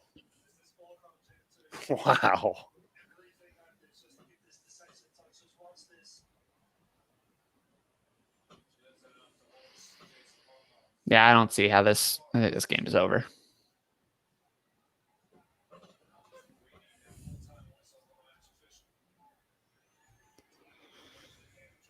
We didn't have a shot on goal In the second half. I mean, Man. after the 13th minute, Yeah. right? Unless No, I'm missing something. I think that's right. I just can't believe it. That's it. Yeah, we only had 2 shots on target, and I assume that was the 2 goals we scored. All right. So, shocker. FC Cincinnati and Nashville for this, 6th game in a row finishes in a draw. Technically, Cincinnati won one of those games. No. It They was did. a draw. No, they won. They advanced, but it was a They draw. won. They won the game. Did Nashville make it to the second round, or did Cincinnati? I'm not going to have this argument right now. I'm just saying. In the playoffs, rules are different. Finishes 2-2 in Nashville. FC Cincinnati with a 2-goal lead after 10 minutes. 12 minutes. Luciano Acosta getting on the score sheet for FC Cincinnati, first goal of the year. And then shortly thereafter, after a VAR review, Brenner from the penalty spot makes it 2-0. Nashville gets another goal midway through the first half to make it 2-1. And then in the second half, kind of a cross/shot goes into the far post, upper 90. Teton couldn't bat it away. Ultimately, gentlemen, it came down to Teton being peppered, the defense just consistently having to defend crosses left and right. I bet you Nashville probably had 30 to 40 crosses in this game. If you include the corners, if you include the free kicks, it was cross after cross after cross after cross. They had 39 crosses. 39 crosses. And 32 shots. And 32 shots. Wow, that's a stat. 32. How FC Cincinnati comes away with a point in this game is a miracle. Nashville had 3 expected goals, so they probably should have lost. Teton came up big in some spots. Once again, FC Cincinnati, they are drawing 2-2, so a point on the road against Nashville. I'll tell you what, it's disappointing for a couple reasons. One, you had a 2-goal lead, and to concede the 2 goals you concede, you just kind of Jaap Stam's going to look at the film and go, I can't believe this. Yeah. We knew that going into this season, defensively, they were going to have some struggles this year. No question about it. I think I speak for a lot of FC Cincinnati fans. I think we will be okay with that, provided we're putting the ball in the back of the net ourselves, which we did not do last year. So the fact they scored 6 of the goals that they scored a year ago tonight tells you what you need to know. They put the ball in the back of the net twice. So, Clay, give me your thoughts. Yeah, I think you summed it up very well. It's that, last year, one of the things that really bit this team in the behind is you try to get forward, you try to make something happen on offense, and then you get burned on the back end. What's different now is that before they got burned on the back end, they were able to put a couple in the back of the net first. And like I said, around halftime, it didn't end up inspiring a lot of confidence for the rest of the game. But I think being able to score some goals in the first match, taking an away point against a team that did make the playoffs, even if it was a normal 7-year playoff team year, they would have made the playoffs. You go on the road, you blow it in the first and second half, later in the match, but getting a point on the road, scoring a couple goals, I think that's something you can build off of. And I think they clearly know what the issues are. So it's familiar, but there's reason, I think, to be more hopeful than we were last year. Rob? I always knew the score of this game was going to be 2-2, but I'm still... that's right. You did correctly predicted you called it. Well done. But well I'm still, given the first 10 minutes, I'm still a little disappointed. It's, for all the additions that they made up front, it's pretty glaring, so obvious what they need to do to improve, and that's to get better at the back. I'm wondering how fast they can get Valencia on board and into the game and how much of a difference that'll make. But I guess in the end, I'll take the point. Nothing wrong with that. A point on the road, and just go to NYCFC next week. Yeah, it's kind of a weird one, right? Like, I think if you factor in the first 10, 12 minutes and we're on cloud nine, we're absolutely just buzzing because we've never seen this. I don't know in the history of Major League Soccer that FC Cincinnati has ever had a 2-goal lead that early in a match. That's a first. Never. That might be a first in the history of the club. It's been a while since they scored 2 goals in the first half. Yeah. So, yes, I think if you kind of sit back and kind of digest it and look, especially when you consider the onslaught of crosses, shots that they faced, you'll take a point. You will run away from Nissan Stadium with a freaking point. Yeah. Because there's no reason that they should have. If Nashville had any ability to score, because let's face it, that second goal is not a shot. No. That is a cross that happens to just find the corner. Very lucky. Very lucky. Outside of that, I mean, they scuffed a lot of shots. I mean, they had 32 shots. If more of them were any good, I mean, and let's face it, I think all three of us would agree here.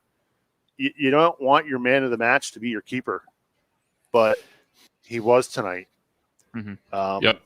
Because I mean, outside of him standing on his head for a couple saves, I mean that double save he made. Yeah, I mean that's what got their expected goals up to 3. It wasn't the crazy cross into the box. I mean that's not a shot. That's just you get lucky. I mean they had 13 shots on target and 13 shots off target.